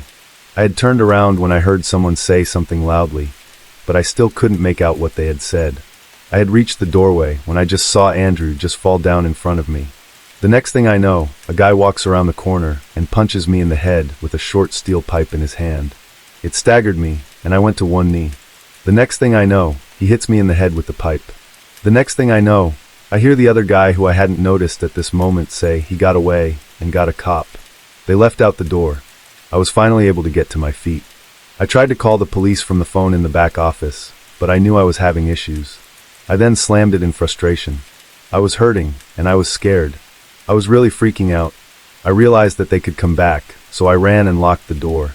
I didn't know where Andrew had gone, and that had worried me. I called 911 about this time, and blood had started pouring down my head. I told the operator that I'd been attacked, and that I needed an officer and an ambulance. I then called the other hotel we ran to let the night manager named Travis, who was over all 3 properties, what happened.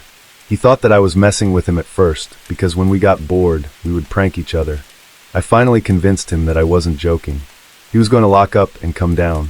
The cops and ambulance pulled up, and I opened the door. It was at this time that I found out that after they sucker punched him and knocked him down, Andrew was able to amazingly jump over the desk and escape just as a cop was driving by, which he ran to the flag down for help. I ended up in the hospital ER, where I had to have 10 staples in my scalp, and they gave me morphine for pain. I had no way to get home after being treated, but the doctors and nurses took pity on me and paid for a cab. My plan was to go back to work, because this was December and Christmas was coming. I had 3 kids, and I needed all the hours I could get. When I got back to the hotel, the guy Ted was there with his wife Barbara, who also worked at the front desk. She was shocked to see me. She thought that I would still be in the hospital. I thought that I had only been hit in the head once after being punched, but the video which Ted was pulling for the police showed a different story. After I went to one knee, the guy had not hit me just one time, but he had hit me a total of 10 times in the head. I kept trying to grab the pipe and get up for some reason. I don't remember that. I guess I was really out on my feet. He kept punching me and hitting me with the pipe. That is until his friends tell him that Andrew got away and went and got the cops. That's when the 2 of them then run out. I was given a room at the other hotel we own, and Ted and Barbara gave me a lift there as I was in no condition to drive due to the morphine. They also gave me a paid week off to heal. They switched me over to the other hotel on night shift for about a month, just in case they were after me in particular. We never found out why they chose to attack me. The police thought that it might be a failed strong-arm robbery due to Andrew getting away and me just not going down. It really shook me up though not knowing. Even though I was at our other hotel, when I came back to work night shift I was still nervous. Every time the door chimed I tensed up. I couldn't afford to quit though. As I said, I had 3 kids that I was supporting. They never caught the guys as far as I know. A detective stopped by only about 2 months later when I was working the second shift. He showed me several mug shots, and he asked me if any of them looked familiar. I never got a good look at them, as it all happened so fast. I had seen the video, which wasn't really the best quality. Even so, the 2 of them looked very familiar, like I had seen them. I pointed them out, and he asked me how sure I was, and I told him I was honestly like 85%. He then yelled, and he asked me if I wanted someone to go to jail for attempted murder on 85%. I was stunned into silence. I was the victim here. I was attacked for no reason, and he's now yelling at me like it's my fault that I was too busy being attacked to get a good look at them. I no longer work at that hotel when night shift, but I am glad because it's just way too dangerous in this area. This happened almost a year ago. It was around November of last year, and I was going on a trip to Istanbul, Turkey. But before that, I want to mention that I'm a male from the US, and I've been traveling to certain countries since the last, say, maybe around 5 to 6 years. I normally go to other countries to look at certain cultures and all that stuff. Normally I travel with my friend, who I'll call Alex. Alex and I go to certain countries mostly around Asia, but one trip wasn't anything good. I told my mom that I was going to Istanbul that time along with Alex, and I went to take a flight there. I'm pretty sure it was a 17-hour flight going there, but when I arrived, I decided to book a hotel along with Alex. It wasn't a cheap hotel, however. Then it was around the second day of my trip, and I went to Taksim Square to a restaurant to eat with Alex. I really couldn't remember what restaurant I was at. It was a very busy day out. When I was still eating, though, I had heard something very unusual. It was like a thunder type of noise, but it was like around the distance.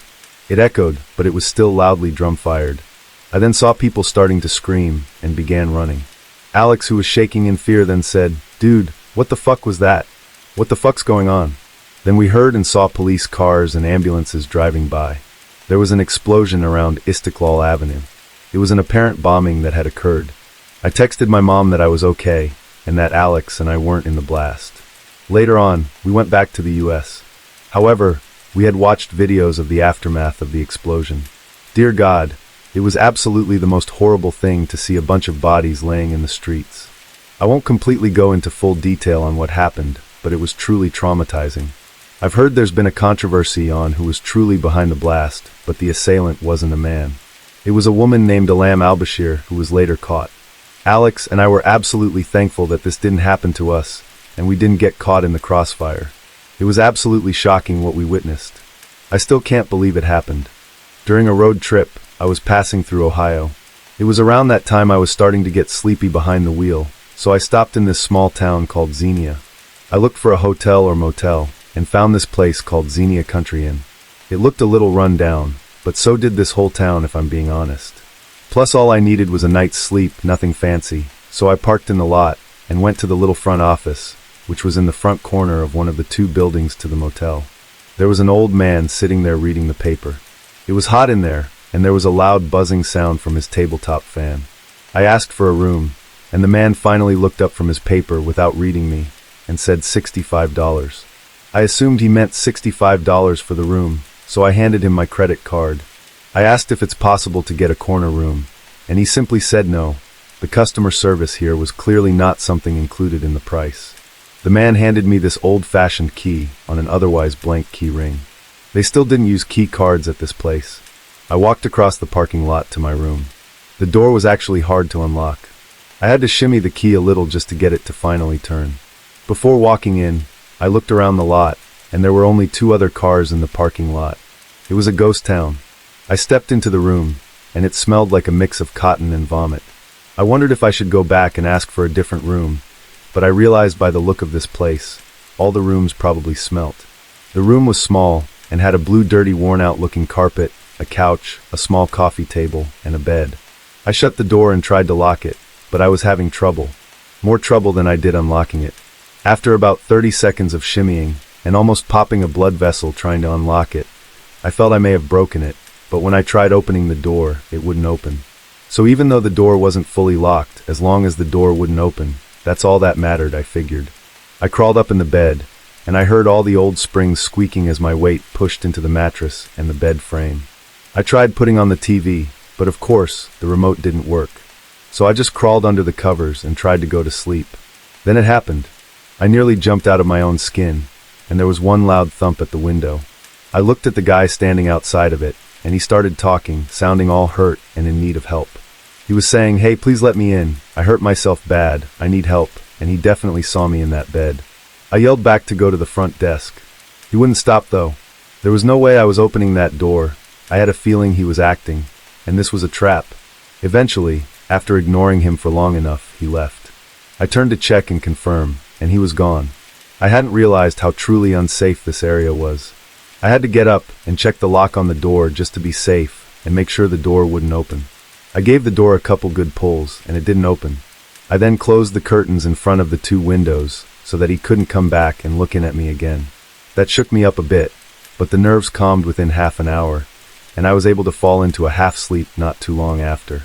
I started having this weird dream where I was in a closed supermarket running from the manager who was chasing me, and at some point during the dream, these clicking sounds started taking over, to the point that my whole dream shifted to incorporate these sounds, and then with that, I was awake. The room was cold for some reason. Then I looked down and realized the blanket was pulled off of me. I sat up to pull it back over me, but then I saw at the foot of the bed, there was this tall figure looming over me. Before I could scream, he went, "Shh," and told me not to move. He told me he wouldn't hurt me if I didn't make any movements or sounds. Then he asked me where my wallet was. I told him in my jeans pocket on the floor. All I saw was this figure towering over me in the bed, moving away from the foot of the bed to my jeans on the floor. I heard him rustling with the jeans, digging through the pocket until he found it. Then he asked what else I had in there. I was just taking a road trip. With that, he didn't say another word and left.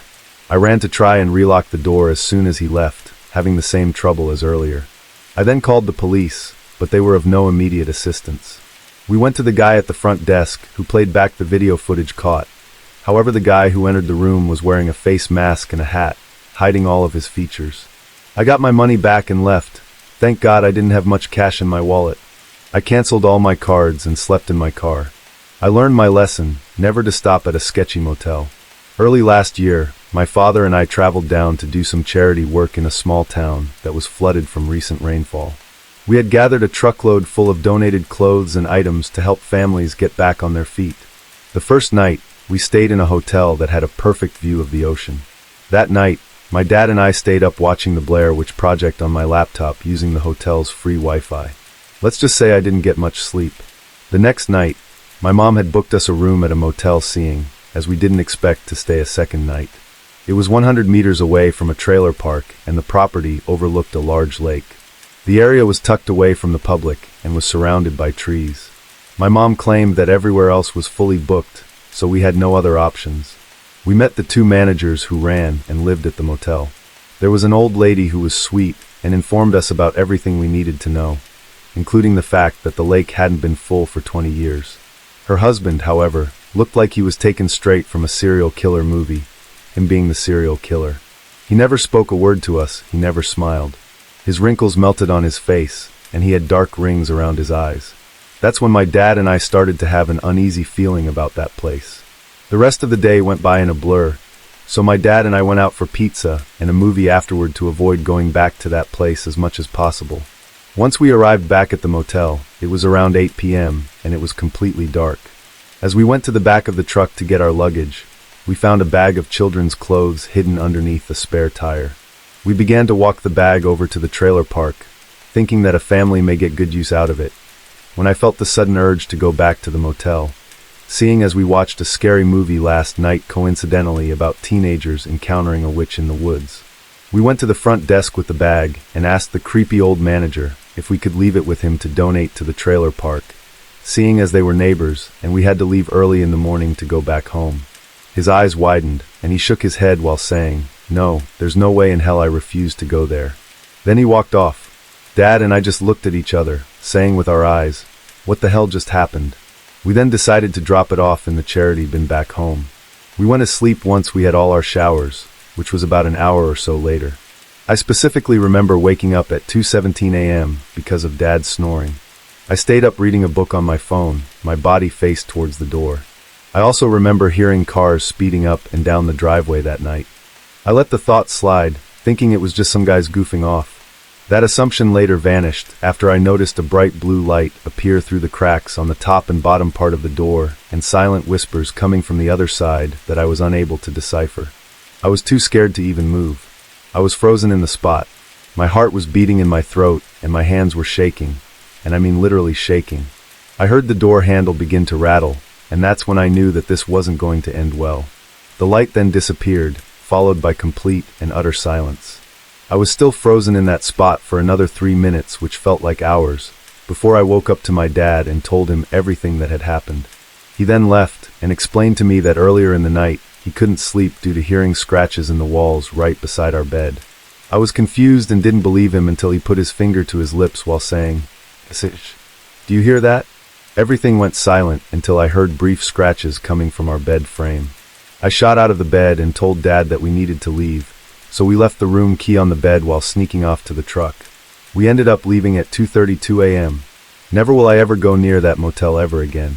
Long story short, my ex-girlfriend and I had a pretty explosive relationship, and we didn't get along very often. We were on this weekend trip in the mountains just to go sightseeing and hiking because we thought it would be good for us. But shit hit the fan in the hotel room on the second night, and basically I couldn't sleep in the same room as her. Instead of getting another hotel room for myself for like $150, I drove literally down the road to a motel and stopped there to stay for a fraction of the price. My logic was if I left for the night and gave her time to cool off, maybe things would be better by morning. I got a room for, I'm not lying, $50 for the night.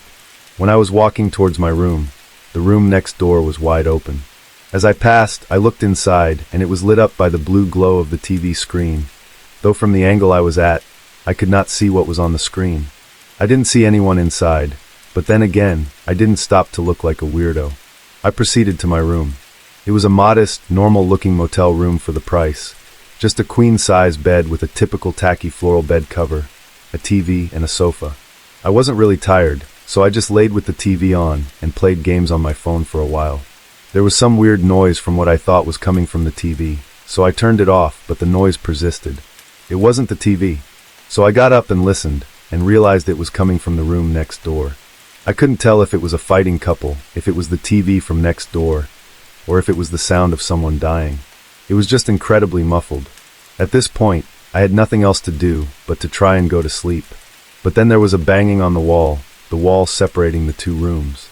I got up and went closer to the wall, and it happened again. It was without a doubt someone on the other side pounding on it with their fist. Why were they doing this? I can't say I wasn't a little freaked out, but I had to just be a man and confront them. I went over next door. Surprisingly, the door to the room was still open, and the TV was still on, but there was no sound. I knocked on the open door, asking if there was a problem or if someone needed help. There was no response. I could even see that the bathroom door was open and the light was off. I stepped into the room slowly, cautiously, when I cleared the wall blocking the view of the sofa and the bed, and still saw nobody. I just stood there all confused like. I went closer to the TV to look at what exactly was on the screen. It was just a blank blue screen, but there was a sticky note on the screen. It had writing on it. I picked it off the screen. It said, "Check under the bed." I dropped the note and ran out of the room, slamming the door. I ran back to my room and made sure to double lock the door with the chain lock. I crawled into bed and texted my girlfriend, telling her what just happened and that I was freaking out.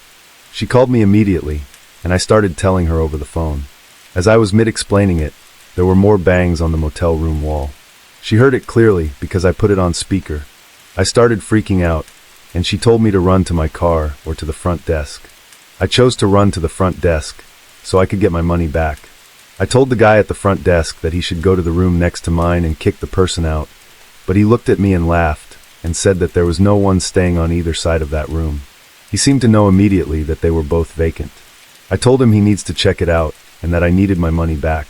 So he went with me with the key to the room in his hand and unlocked the door, but now the TV was off and the room was dark. He walked inside and checked under the bed as the note had said. Even the posted note that I dropped on the floor was gone. He refused to refund me, but it was $50. I didn't care. I left and went back to the hotel to my girlfriend and was glad to hug her and sleep in the same bed as her. I don't know what I witnessed in that motel room. I don't know who or what was under that bed, and I don't want to know.